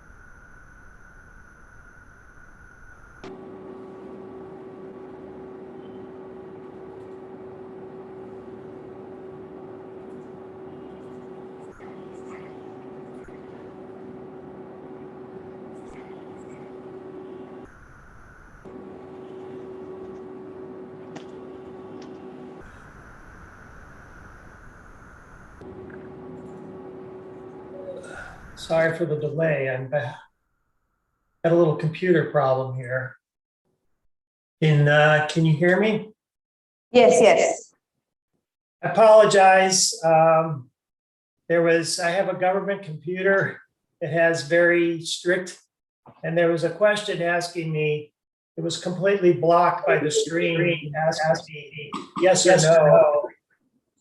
I apologize. I couldn't see it. I couldn't move my screen. I was just waiting, and I'm here now, though. I apologize. It's okay, no problem. Wireless computer as well. I thought there was a problem with my connection, so I'm here and ready to go. Yes, yes. Now we have session 6 on traceability for improved seafood safety, presented by 2 speakers. I invite Stanley Serfling, Aquaculture Policy Specialist, Office of Food Safety, Center for Food Safety and Applied Nutrition, USFDA, to give a session talk on reduce food safety risks with good aquaculture practices. Mr. Stanley, the screen is yours. Thank you. Again, my apologies to everyone for the delay. My government-issued computer was causing me some trouble. But thank you very much, Mass International, for inviting me to participate in the program. And as it's noted, my name is Stanley Serfling. I work at the U.S. Food and Drug Administration. I'm what's called a consumer safety officer, but my area of specialization is aquaculture policy. And I've been at the FDA for 21 years. I used to work at the Center for Veterinary Medicine, where I was a research biologist in the aquaculture program. And for the past 13 years, I've been at the Center for Food Safety and Applied Nutrition, and I work in the Office of Food Safety.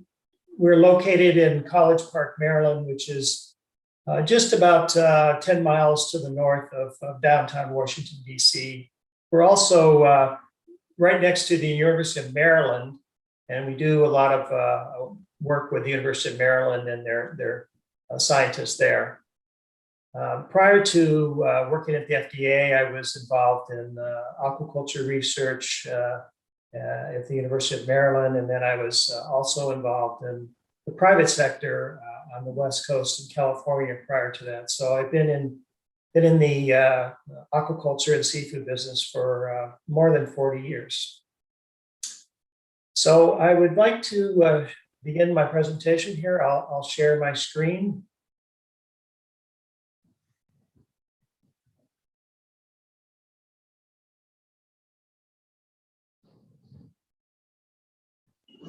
There we go. Let me just move this over here. Okay, hopefully you can see that, everyone. We can minimize this. There we go. Okay, again, the title of my presentation is to reduce food safety risk with good aquaculture practices. And my presentation is going to be in three parts. I'm going to begin talking a little bit about seafood consumption in the United States. Then I'm going to talk about the seafood HACCP and the principles behind it, and then how these principles can be applied to what we call good aquaculture practices. In the United States, we import a lot of seafood, approximately 90%. It varies from year to year. It's been as high as 94% a few years ago. The average consumption rate per person is 8 kilograms per year, and shrimp is the most popular product at 2.1 kilograms per year. The top 10 seafood products that Americans eat are shrimp, number one, then salmon, canned tuna, Alaskan pollock, tilapia, cod, catfish, crab, Pangasius catfish, which is the Vietnamese catfish, and then clams. The products there you see that are in the blue colored font, what they all have in common is they are primarily farm-raised products. So more than half of the consumption in the US is from farm-raised products. Primary reasons for seafood products being refused by the FDA. Number one is decomposition and filth, followed by pathogens and drug residues. Those are the most serious problems because they are health risks. There's some administrative things that can cause a product to be refused, missing documentation, or if the labels are not correct. That is another reason. Some of the challenges that processors have with aquaculture products is there's a wide variety of aquaculture operations. There's a wide variety of temperature, water quality, salinity, and so forth. You have net pen systems and open water. You have farm that are pond systems, earth systems, and then you have tank systems on land. So each of these present different challenges for the processor. Just a little bit about regulations. FDA's regulatory authority for seafood is from the Code of Federal Regulations, which is CFR, the acronym, and it's Part 123, which is for fish and fisheries products.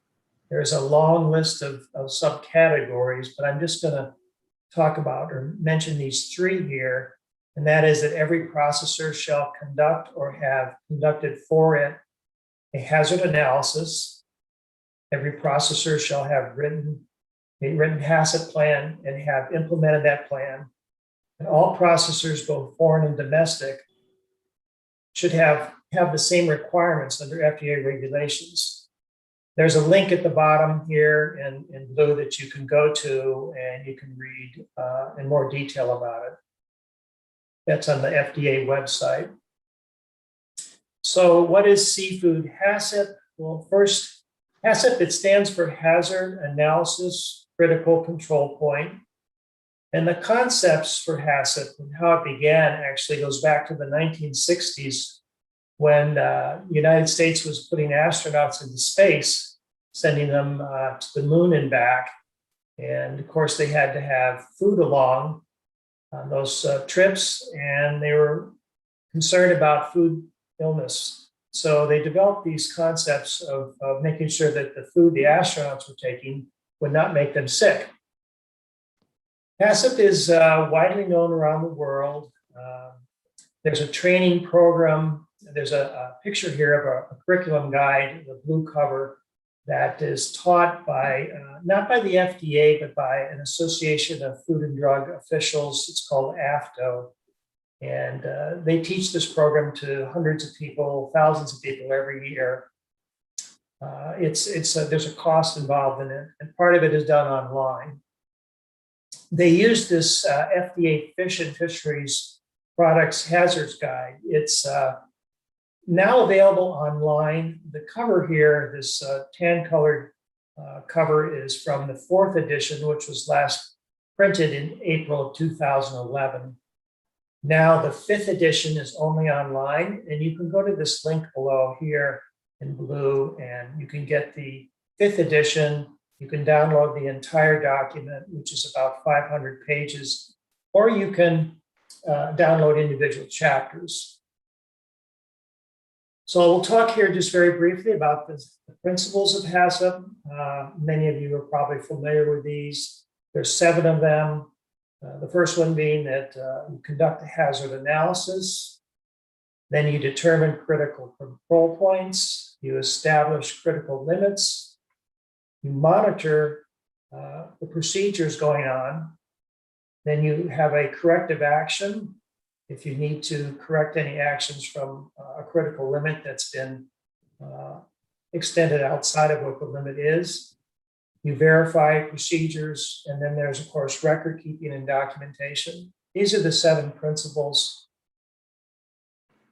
And if you apply these principles, you end up with, this is a table from Chapter 11 in the Hazards Guide. This is example number 2, which is supplier certification or letter of guarantee. This is for controlling drug residues. And these 7 principles are then kind of spelled out here, left to right in this table. You have a critical control point, which is the receiving point when the product is coming to the processor. The significant hazard identified as aquaculture drugs. You have a critical limit, which in this case, it's the supplier certificate guaranteeing that drugs have been properly used according with the regulation. We have a monitoring section here: what, how, frequently, and who, corrective action, record keeping, and verification. So this is an example of one of several that's in the Hazards Guide for controlling aquaculture drugs from Chapter 11. If you end up having an inspection by an FDA inspector, they're going to look at your HACCP plan, make sure that the HACCP plan has identified correctly all the hazards, and then they're going to go through and follow each of the steps. The picture on the right here, you see the FDA inspector who's looking at records. They do quite an extensive look at the records, and she's got a copy of the hazards guide there to refer to during her inspection. Okay. Now we'll talk about good aquaculture practices and how the HACCP principles can be applied to the farm and how they will help control contamination at the farm level. This is a definition for good aquaculture practices that I found on the internet. And it says good aquaculture practices. The acronym that we use at the FDA is GAQP. And the reason for that is we also have a good agricultural practices program. And good agricultural practices is focused on produce. And that acronym is GAP. So to distinguish between the two, we use the GAQP for good aquaculture practices. And the definition says this is a series of procedures and protocols designed to foster efficient and responsible aquaculture and to help ensure product quality, safety, and environmental sustainability. GAPS is also, it's a food safety and disease prevention program. We like to think of it that way. Most food safety hazards originate at the farm and are preventable. Most countries that export seafood have some type of GAP program. They're voluntary, flexible, and they apply to multiple species. The goal is for the farm to develop a risk-based food safety plan. Verification procedures for a GAP program is done by a country or industry or a third-party program because FDA does not have regulatory authority over farms. We don't have any interaction to the GAP program at the farm level. That's done in country. Okay, this slide has a diagram of a pyramid or a triangle. And the diagram on the left is for the seafood processor, showing the three kind of levels of regulatory controls that are in place for seafood processors. And the diagram on the right is then for the farm and the GAP program. So on the left, you see at the bottom, this is a GMP 117, which stands for Good Manufacturing Practices. This is a CFR 117. The middle level is sanitation control procedures, which falls under CFR 123. And then the top level here would be the HACCP plan. So the HACCP plan is supported by sanitation control procedures and by good manufacturing practices. So if you take these principles and sort of direct them at the farm level, we like to talk about biosecurity at the farm. And this is more or less everything that's going on outside of the perimeter of the farm. The middle level is BMP's best manufacturing practices is one way to call it. And that would be basically the operations on the farm day to day, your water quality, your feeding, monitoring the health of your animals and so forth. And then the top part here, the food safety plan, would be sort of an equivalency to a HACCP plan for the farm. Okay, an example of biosecurity for outside the farm, I've got 4 bullets here. This is just kind of very brief. There can be many, many more examples, but obviously controlling access of people and vehicles and animals to minimize the spread of potential pathogens, disinfecting vehicles and people at all entry points to the farm, monitor water quality, feed supply, and other farm inputs, and have a plan to test and record all these inputs, and then having your staff trained to understand the biosecurity plan. Again, this is just 4 of what would be potentially many biosecurity controls. A couple of pictures here showing good biosecurity. A picture on the left is a foot dip. Before people enter the farm, they would disinfect their feet. their shoes, their sandals, whatever. Picture on the right shows the pond being, the perimeter of the pond has got a fence around it, and it's a security measure to keep animals out. And they did have on this particular farm some kind of string or fishing line across the top of the pond to minimize birds from entering. Here's an example of not so good biosecurity, where you have three teenage girls on a motorcycle that just kind of decided to ride onto the farm during a visit. And on the right, there's three young boys that jumped into the canal where they were draining the pond to try and catch some escaped shrimp. So not good way of controlling farm access. There's no control. Okay, let's talk about the middle level here, sort of the farm operations day to day.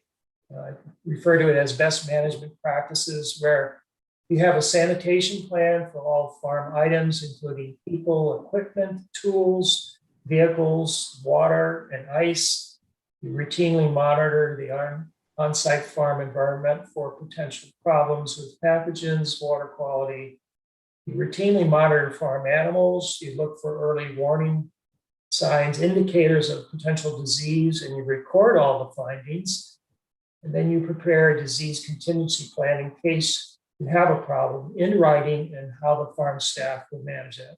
Again, these are just 4 examples. There would be many more for most farms. A couple of pictures here of a good example, kind of combining biosecurity aspect with the BMP management of the farm aspect. The picture on the left is shrimp seeds from a hatchery that are disease-free, and then that leads you to stocking healthy animals and a good harvest, hopefully. The next picture here is a couple of pictures of good examples of farm harvest. The workers are bringing up a bag of shrimp, and they've got a tarp down to make sure that the bag doesn't really come in contact with the dirt or the soil so much. They're keeping the shrimp clean. They're transferring the bag of shrimp into a clean tank of water and ice to chill kill them. This is a good example of harvesting procedures. Now here's another picture of not so good harvesting procedures, where the shrimp are not being iced. They're in the hot weather. Workers are taking a little coffee break there. And then on the right, the more disturbing picture is that they are rinsing the shrimp with dirty water from this dirty canal that's right here, right over here. This water right here is not clean. So after going to all that work to raise the shrimp, they're rinsing them with dirty water. Not a good practice. And this is where lack of training has come in. Okay, finally, to the top of the pyramid, the food safety plan. The first bullet here is to say, know your customer. What are the requirements for your product? This is something you would have, the farmer would have from the processor, and something the processor should also be conveying to the farmer. You should have a plan to monitor critical control points, corrective actions, verification procedures. You document and record everything. This is important for traceability purposes, for tracing back. If there's a product that the processor gets rejected, you want to be able to trace that back. And FDA does request that of processors if they have a problem and the product's been refused. The FDA is going to want to know why, where it came from, what are the corrective actions you're taking to prevent this from happening in the future. And just the last bullet there is having, again, trained staff that understand the food safety plan and how to manage it on the farm. This is a example, just one of what could be many ways of documenting your food safety plan. And this is just for one aspect. And I'm gonna, since we're on the theme of shrimp here, we'll stick with post-larval shrimp be stocked in a pond. So this is a way where you put the company name, address, the name of the person who signs this document. And this is the product, intended use, the market, date. Significant hazard is put down as white spot virus. You could also just say disease-free post-larval shrimp.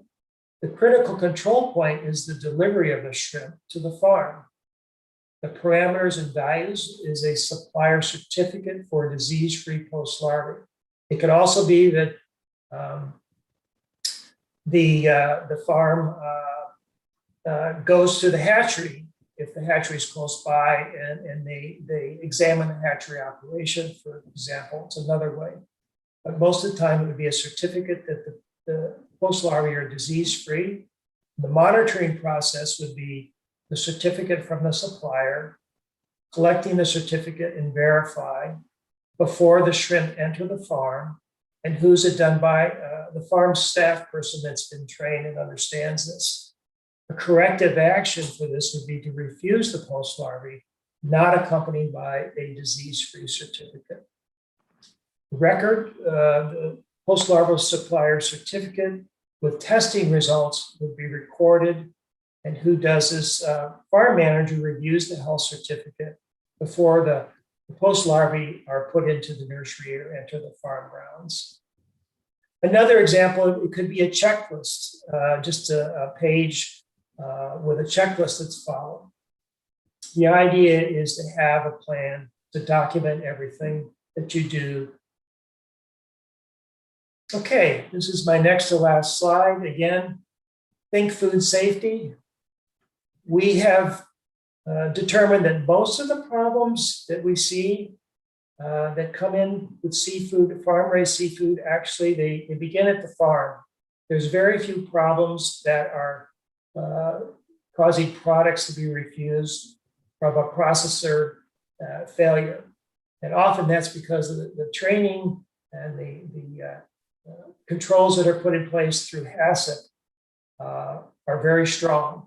So very, very unusual to have a processor contaminate the product. The product is almost exclusively contaminated at the farm level. And that is my last slide. I'll stop sharing my screen and ask if anyone has any questions. There we go. Thank you, Mr. Stanley. Sorry, we're behind schedule here. We started a little late. That was my fault. Now the session is open for discussion. We have a question from Nasir. What are the potential threats of aquaculture feed in the environment? What are the potential threats of aquaculture feed in the farm or in the environment? Was that? There is some potential threats of aquaculture feed in the environment. Yeah, there is some potential. There can be pathogens in feed that can be transferred. So in addition to biosecurity for your, say, shrimp larvae, feed would be another thing that needs to be tested to make sure that you're getting the feed from a manufacturer that you trust and that you have the opportunity to review testing results of the feed and so forth. The same thing for any other input, whether it be water, ice into the farm, probiotics, etc. There is a potential for feed to cause a problem. I think it's most of the time a rarity, but it does happen. So you have to make sure that you're dealing with a feed manufacturer that you're confident is doing a good job.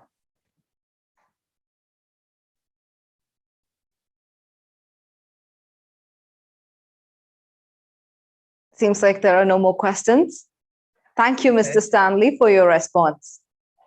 Thank you. And again, I apologize for the delay. There was a button that was hidden behind my screen asking me yes or no about approving the connection to Zoom, and I couldn't find it, and I finally did. So my apologies for the delay. Thank you all. Thank you, sir. We'll start the next talk in a minute.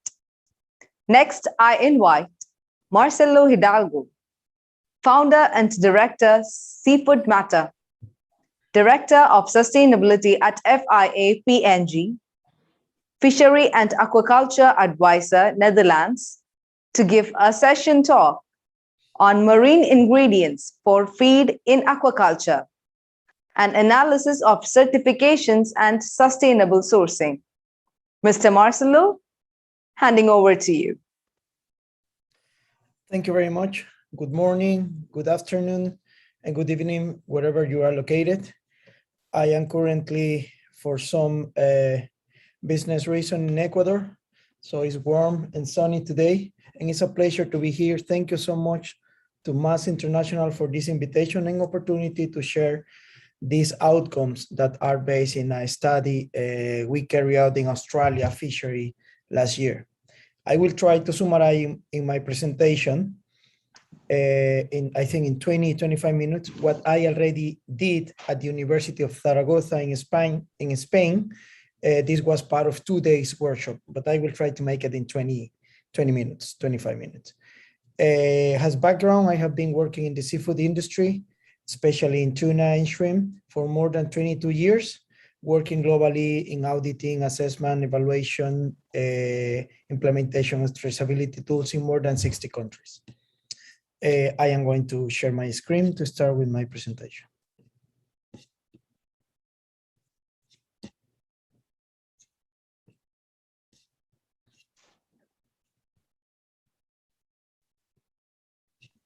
Okay.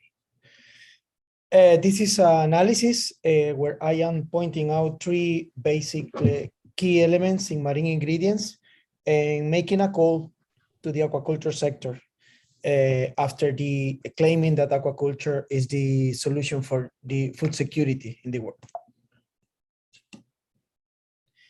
Contents, I will briefly explain. I have seen my colleagues in the previous presentation. They have been explaining how aquaculture is growing, and also shrimp industry and fisheries, etc. I will present a small background about marine ingredients, the theory of change. I really like always to use the theory of change in any topic I speak to make a good explanation how markets, fisheries and aquaculture, all these dynamics are working. And I will just overview 3 principal elements of marine ingredients that shall be assessed in any decision making for procurement or business: sustainability, food security, and traceability. At the end, I will provide reflections and recommendations in each topic. Well, first of all, it's really clear. Aquaculture, no doubt, is growing fast and steep. Currently, there is a 6% of annual growth, and FAO forecasts predict 10% of aquaculture production by 2050. Ecuador, taking an example, is the largest shrimp farmer in South America and China in Asia. And a stock, on the other hand, looking at fishery, a stock of fish are being overfishing or they are overfished. Why I am mentioning this is because both of them are linked. Aquaculture 100% depend on fishery. They are not alone. And it's necessary to find additional resources of rich sources of protein to maintain this market of 9 billion euros aquaculture.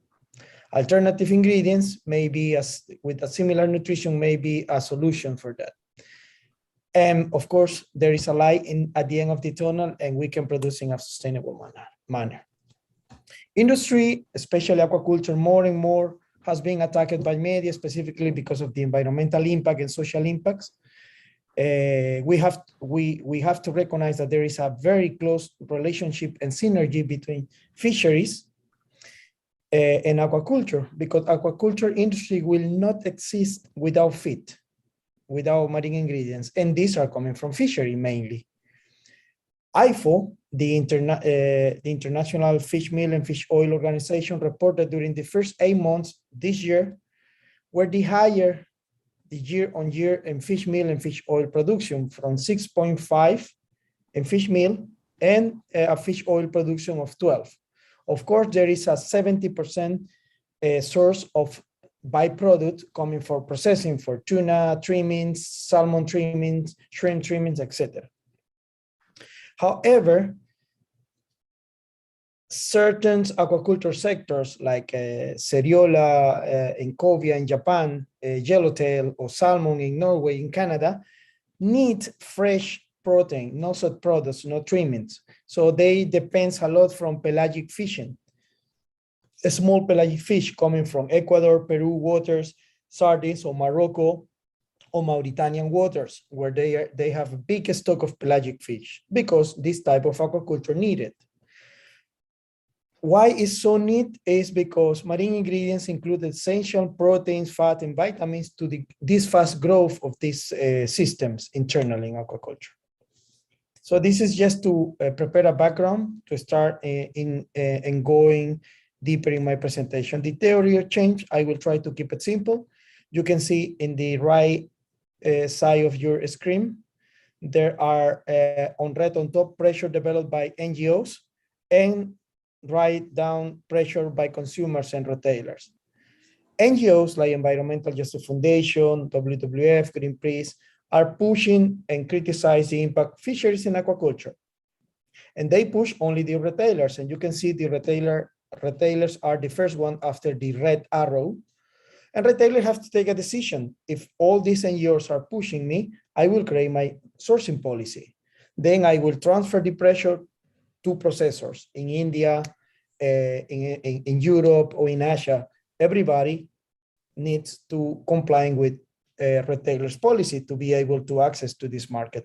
So if the retailer said, okay, I will only buy certified products, processors say, okay, I will transfer now the responsibility to the farm and say, hey, farm, you have to certify, otherwise I will not make business with you. And the certified farm say, okay, I will apply for, in this case, taking as example aquaculture, I can go for Global GAP, for BAP certification, or for the ASC certification. But wait a minute, these three certifications also ask that marine ingredients, broodstock, and hatchery have to be certified in some degree. So then they have to transfer the pressure to broodstock producer hatcheries, and some of them, for instance, BAP and ASC request that marine ingredient has to be tracked until the origin. And now, just within this year, Marine Trust launched a very comprehensive certification that is covering all this. Everything is based on FAO, Code of Conduct for Good Fisheries, depending on the item. But we can see how this pressure that has origin with NGOs transfer everything until the harvested and byproducts and processing side. And this is how I will go back and mention every time, think about the theory of change during my presentation. The first element I will review is sustainability. Sustainability is a simple concept, is that we can fish or we can extract a resource today without compromising that this resource will be not available for the next generation. So we should have good practices in aquaculture and in fisheries to maintain this. Sustainability also includes social aspect, looking at workers, but also a community around the fishery, communities affected by the aquaculture industry. And also the sustainability has to look at the economic aspect. So these three elements have a balance in sustainability of aquaculture fishery operation. In the previous slide, in my theory of change, I draw a linear supply chain in aquaculture and fisheries, but that is just to explain about the theory of change. The reality is that traceability and supply chain are complex. There is a high need of high transparency and traceability integration, and this is just a screenshot of the Packard Foundation report 2020 that really draw in the middle line, you can see how everything comes from our ecosystem resources through commercial fishing, through aquaculture, and how everything end up in the fishmonger or in the end consumer.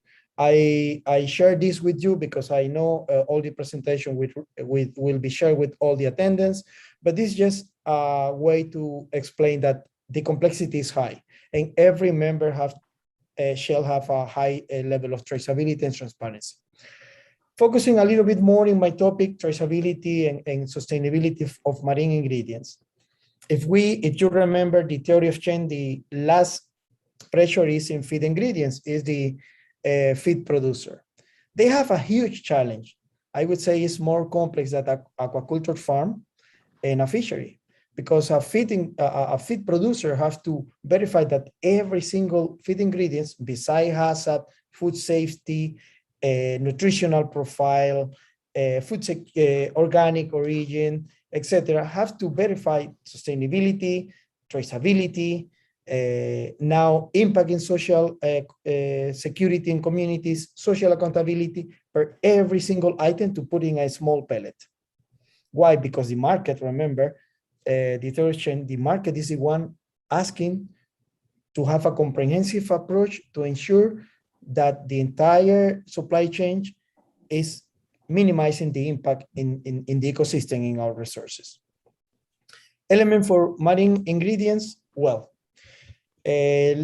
last year, Best Aquaculture Practices took the lead and they launched the first and very clear and robust feed standard requirements, version 3. Later, in June 2020, the Aquaculture Stewardship Council followed BAP and also launched the version for feed ingredients.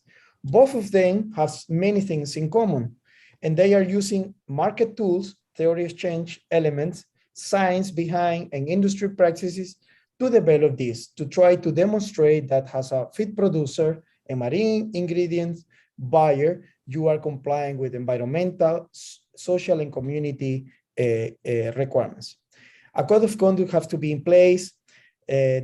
Every ingredients producer and every feed producer have to carry out a due diligence process. For every single item, there should be internal audits in place, and the due diligence process has to demonstrate compliance with the list of suppliers and every single item in the feed formulation. These are the 5 areas that BAP and ASC and I believe Global Gap also are including. First, to set up a management system. As feed producer, you have to also assist the feeding the marine ingredients. Besides, I am not mentioning terrestrial ingredient, plant ingredients, is more complex, but I am just focused on aquaculture and marine ingredients, coming from fisheries. So a management system has to be implemented. Sources for ingredients, this is chain of custody and traceability. Have to account the eligibility of ingredients. If there is a transparent, there is a mass balance, everything that comes in goes out. There is no desviation or inclusion, cross-contamination in terms of quantities. And marine ingredient responsibility. I highlight this because I come back later on this. Is something that certification are not including yet. Marine ingredients shall come from 3 areas to be sustainable: for a certified MSC, fishery, for byproducts. We know we have a big global source, 70% are coming for trimmings globally, or engage in a fishery improvement project. To keep it simple, this is a nice screenshot I took from the MSC website, where we can see the 3 principles. Principle 1, the target species is assessed. Principle 2, impacting bycatch and ecosystem is assessed. And the principle 3, the governance and the management system and regulations are assessed. When I went into the MSC website, because I saw that ASC, BAP, and Global Gap are saying you have to buy your pelagic fish from a certified MSC fishery. Okay, let's do it. I went there, and this is what I found. There are 6 certified fisheries in sardines and 2 certified anchovies fisheries. And these are the quantities you can see down in the screen: 180,000 metric tons and 19 metric tons. These are for human consumption. So the first requirement from aquaculture certification is nowadays not practical because there are no MSC certified fishery for fresh pelagic fish. All pelagic fish are go direct to the market for human consumption. So then I went to Fishery Progress. Let's see what they are doing regarding pelagic fish for fish meal and fish oil, where I found a big fishery in Morocco, Sardina pilchardius, but also we have another in Peru, and there are another big one in Mauritania. And all of them are in a journey towards sustainability, which means it's not a perfect fishery, but they are trying to implement policies, regulation, and improve the management at fishery level, monitoring, compliance, but also how the communities affect. You can go to every single of these websites, and I provide the link where you can search where are these sources.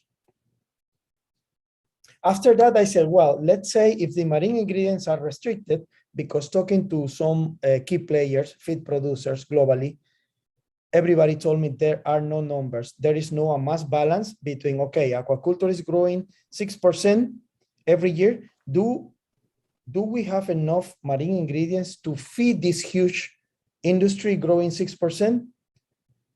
Some of two players that was confidential say, even now, if we buy all pelagic fish, we cannot comply with our requirements. So they are developing a lot and are investing a lot in alternative marine ingredients because the current pelagic fish available is not enough. So it's a call to come together fisheries and aquaculture. Marine ingredients alternative, we have algae meal, have the same, exactly the same protein profile that fish meal and fish oil. In my personal opinion, this is the best alternative. The only challenge is to get volumes, big volumes. This is really a tiny microalgae, so that is the challenge that this industry like Inalve and algae prime are facing. There are many others around the world also improving these techniques. Insect meal coming from ants in Africa and Ecuador, everybody's investing to try to also use for crustaceans because all of them are arthropoda, so are coming from the taxonomy point of view, are family, and they are digestible. They help to increase the weight. Krill meal, in my time in the 90s, krill was harvest, wild caught. Now krill is done in aquaculture. In Thailand, I think in Vietnam as well, krill is a high also source of protein and is alternative marine ingredients. Single cell protein, most of the top big players, feed producer are going to single cell protein to try to compensate and reduce the use of marine ingredients.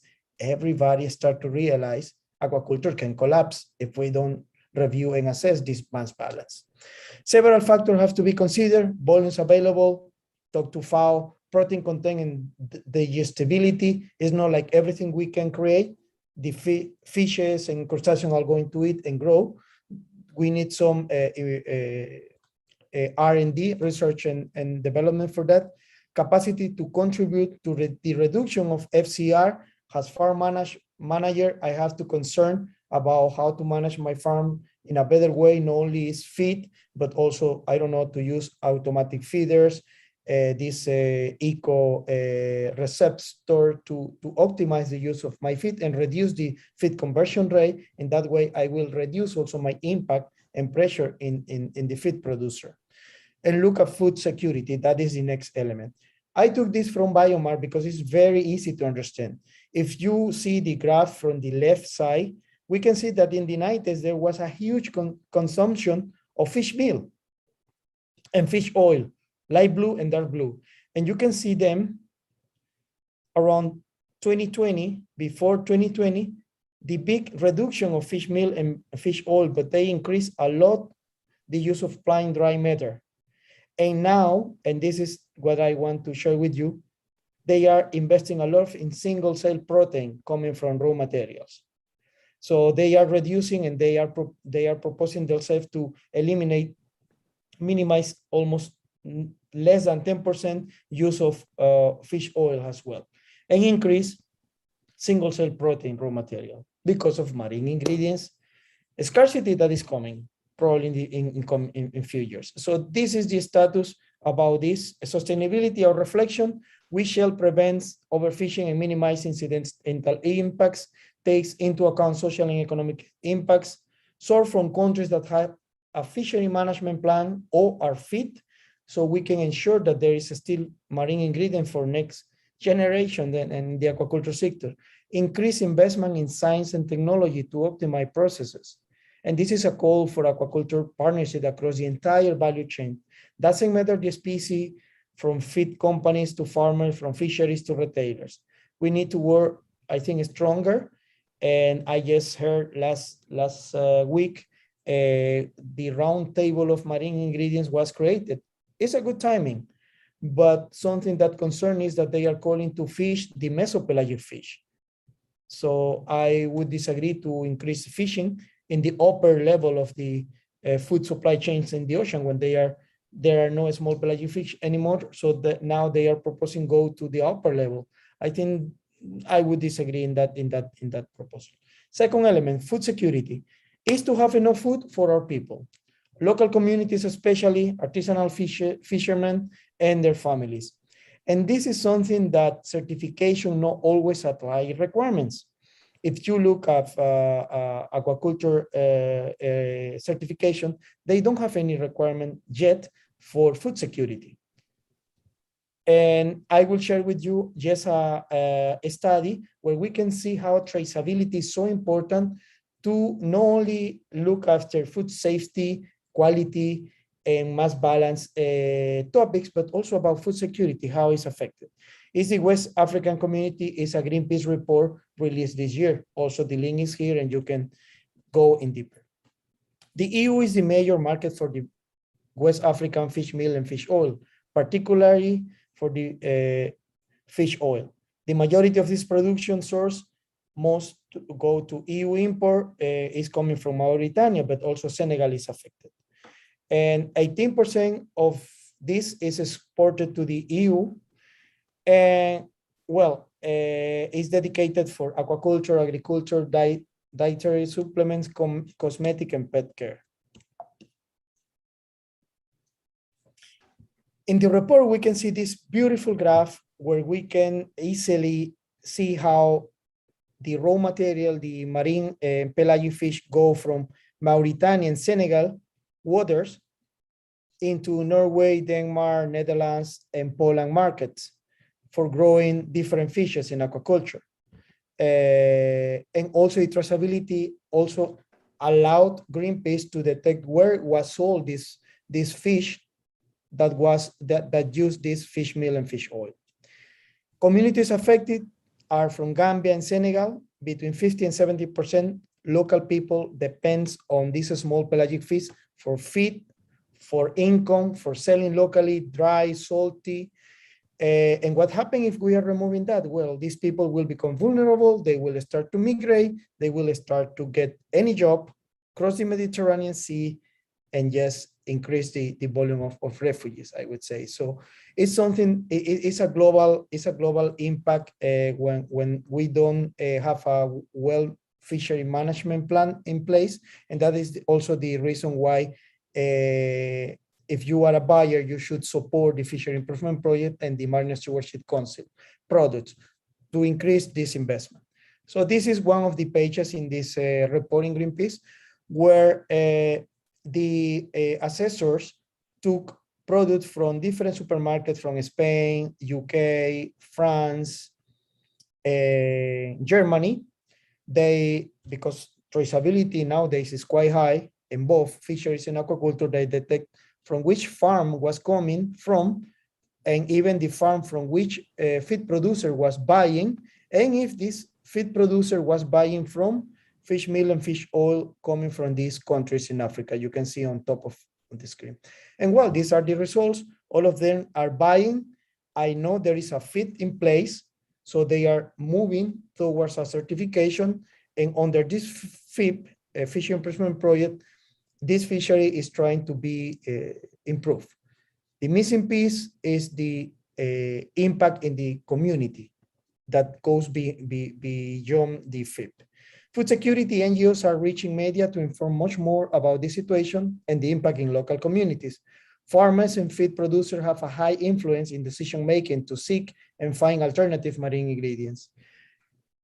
These players should reduce the pressure on these fisheries to ensure local communities have access to high protein and they will not become vulnerable in the future. Fishery assessment, fishery management plan are urgently necessary to be updated. Innovation and science play an important role to decrease the food insecurity in communities that may be affected by exploitation of these pelagic fish. My last topic is about traceability based on the Codex Alimentarius. It's a basic definition that is the ability to follow the movement of the food through the specific stage of production. And as we already saw, even we can detect the origin. Now there is a new coalition globally called Global Dialogue on Seafood Traceability, and they have, based on FAO, set up the key data elements, or KDE, that every single traceability system should have. There are several tools at market level like GS, barcode in retailers, or radio frequency for fishery sector, trade fish. In days before my presentation, also some colleagues present those technology. Vessel monitoring system help the fisheries to track fishing movement, to take fishery management decision. Track and trace, private developers and providers also are launching new platforms to just do one thing in the market: be transparent.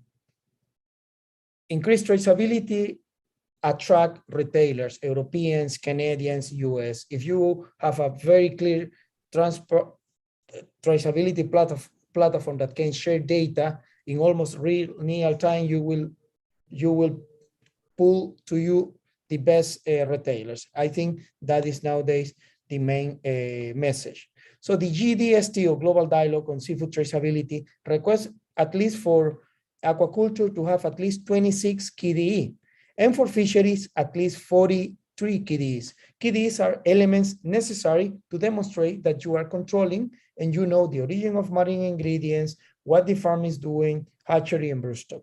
You can go to this link and verify and get more details about the GDST.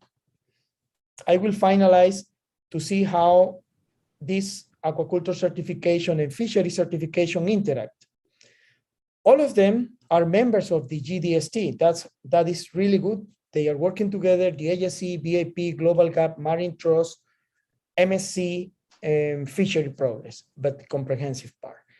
And the interesting thing is that all the aquaculture certification are now recognizing that Marine Trust is a certification program to ensure marine ingredients, traceability, social impact in marine ingredients and people working there. And in some cases, Marine Trust also is requesting that fisheries should be certified by MSC or should be engaged in a fishery progress. So I think all these certification programs are working together, align the same message, to just try with the main goal is to maintain the resources for the next generations. A comprehensive program for marine ingredients, that is what Marine Trust is claiming and is offering. They hold the biggest share of the market currently. 80% of the fish oil and fish meal sources are certified as Marine Trust. And this program is supported by WWF, Sustainable Fishery Partnership, and Sede Pesca from Spain. This is the backbone from the other certification programs. And the principles are 9 principles are looking at IUU, a responsible sourcing, ensuring that there is a product segregation identification at all stages until the origin, and all environmental regulation, local and international, are matched according to the market where it's go, at land and at sea, if it's applicable. There is a GMP in place for feed producers. There is a very effective traceability system in place that, as I explained, has to go until the fishery. And there is social and welfare rights employees for marine ingredients until the fisheries have to also be in place and be able to assess. The impact on the plants on local communities have to be assessed, but this is planned for feed ingredients. Something is missing regarding communities that are not around a factory. is communities that depend of that marine ingredients. It's something that I trust will come soon in certification. So just to share with you a graphic manner, these three are the aquaculture certification that certify farms. Some of them feed factory. Marine Trust is looking about transport, final product, factory, but also about looking at fisheries and fish meal and fish oil with trimmings. And Marine Stewardship Council also is looking at the fishery. These are just to share with you where Marine Trust is working in partnership with private industry and with government, carrying out Marine Trust FIPS or chain of custody improvement is globally, and they have in India, you can see here, they have an improvement project in India. So one of the fisheries in India is engaged there. These are the value chain players that are collaborating with Marine Trust, including MSC, ASC, VIP, Global Gap, and WWF, and many big supermarkets and big players like Thai Union. This is a public recognition that you can find in BIP, Global Gap, and ASC, how these programs are recognizing and working together with Marine Trust to ensure the sustainability of the marine ingredients for next generations. Final reflections. Please, if you are going to buy a feed for your aquaculture, map your supply chain, ensure traceability and accountability and food security. Nowadays, we have a lot of tools available to assess food security. Currently, almost 30% of the world fish meal and 48% of the fish oil already come from byproducts. So it's increasing. I was talking about 70% in total.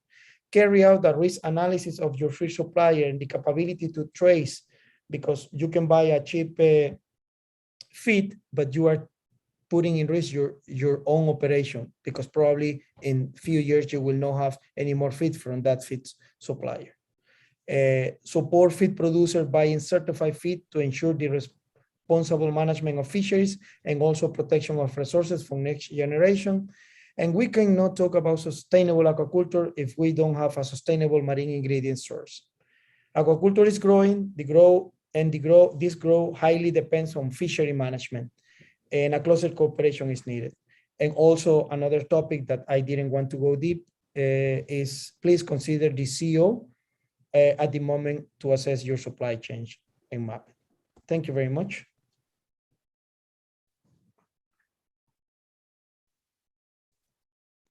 Thank you, Mr. Marcelo. Now the session is open for discussion. We have a question from Parul M. Aquaculture industry will not exist without feed and marine ingredients. This statement was mentioned in your presentation. In the current situation, feed substitutes are available at reasonable cost, anytime, anywhere. How do you justify that? Well, alternative ingredients are used depending on the species. The alternative ingredients that you can use in shrimp, probably you are not going to be able to use in salmon or in yellowtail. Depending on the aquaculture species that you are cultivating or growing, the protein requirements are different. And that is the challenge, to have enough volumes to justify or to replace the use of marine ingredients, decrease in the marine ingredient use, and increase in the use of alternative. So what can work for shrimp cannot work for salmon or cannot work for tilapia. And that is the challenge. That is the high dependent. I hope that at least in the coming 5 years, there could be a balance and accountability in the fisheries and aquaculture supply chains, looking at marine ingredients. Really a clear accountability, where are the volumes and how this can support the growth of the aquaculture. But there is no one bullet solution saying that, okay, we have 10 alternative marine ingredients, with this we are done. It's depending of the species and the stage of the species, small, fingerlings, post-larvae, etc. So it's a little bit complex in that sense. And by experience, I know salmon, especially in yellowtail, they are the industry that has more problems to to find a good alternative ingredients that can replace fish meal and fish oil.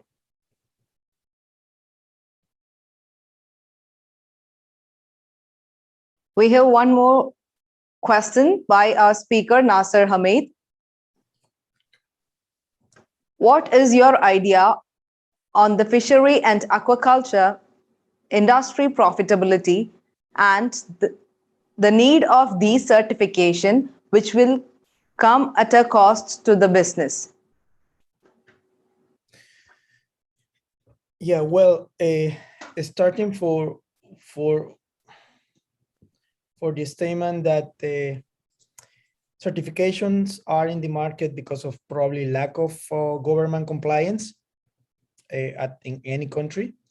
Certification, what try is to take all these regulation beside FAO in a higher or in a more transparent manner.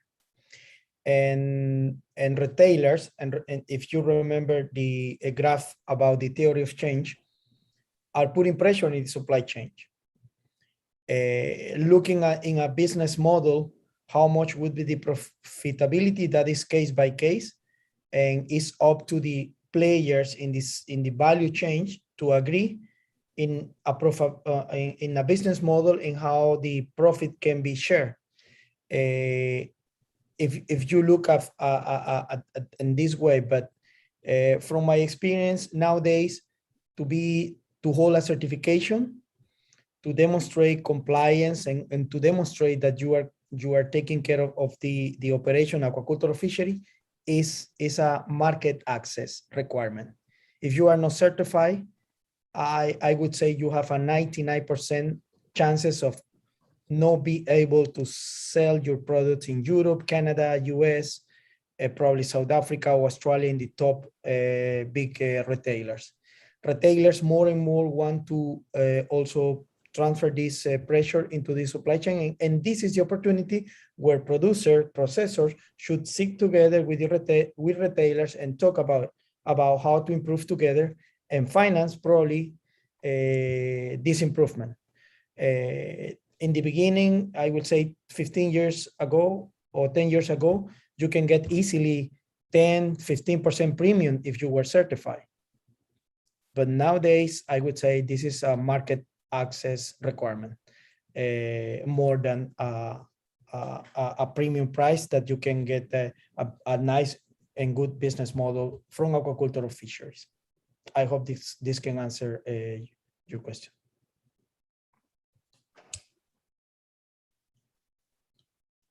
Seems there are no more questions.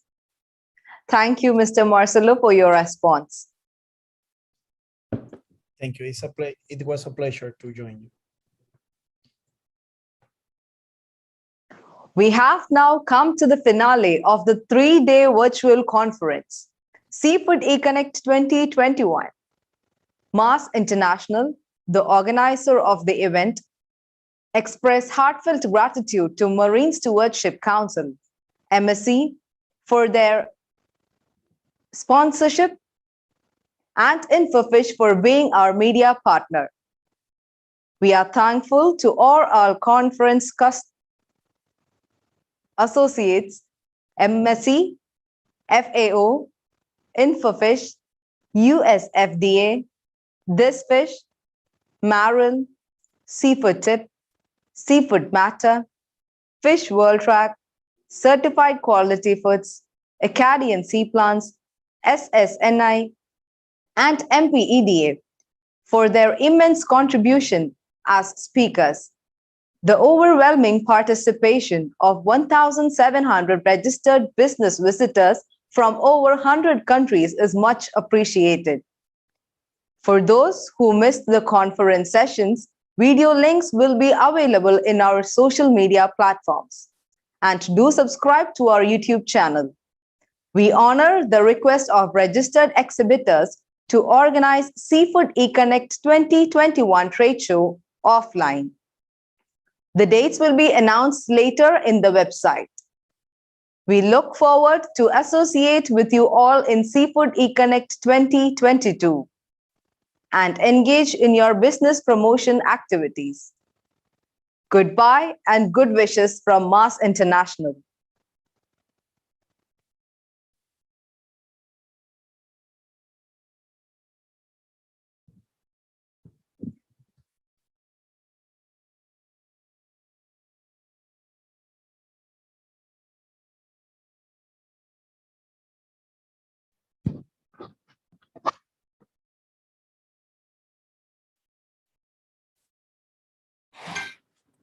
People have relied on the oceans as a source of food and for their livelihoods for thousands of years.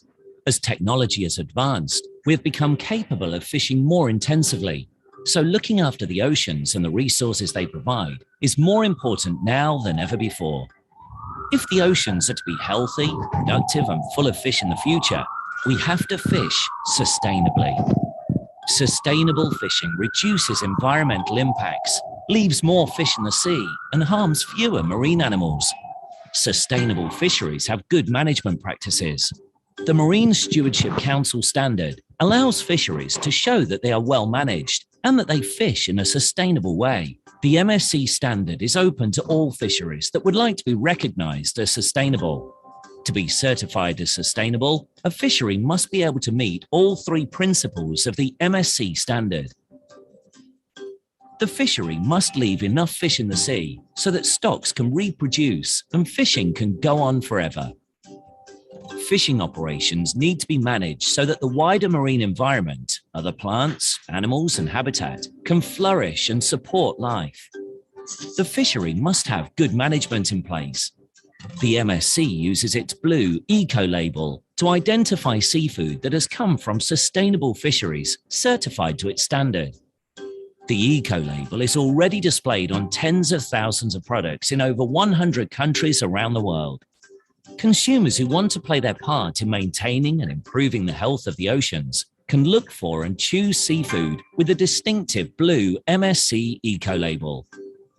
It is vital that we safeguard the ocean's resources and protect people's livelihoods for the future. To do this, we need to work together.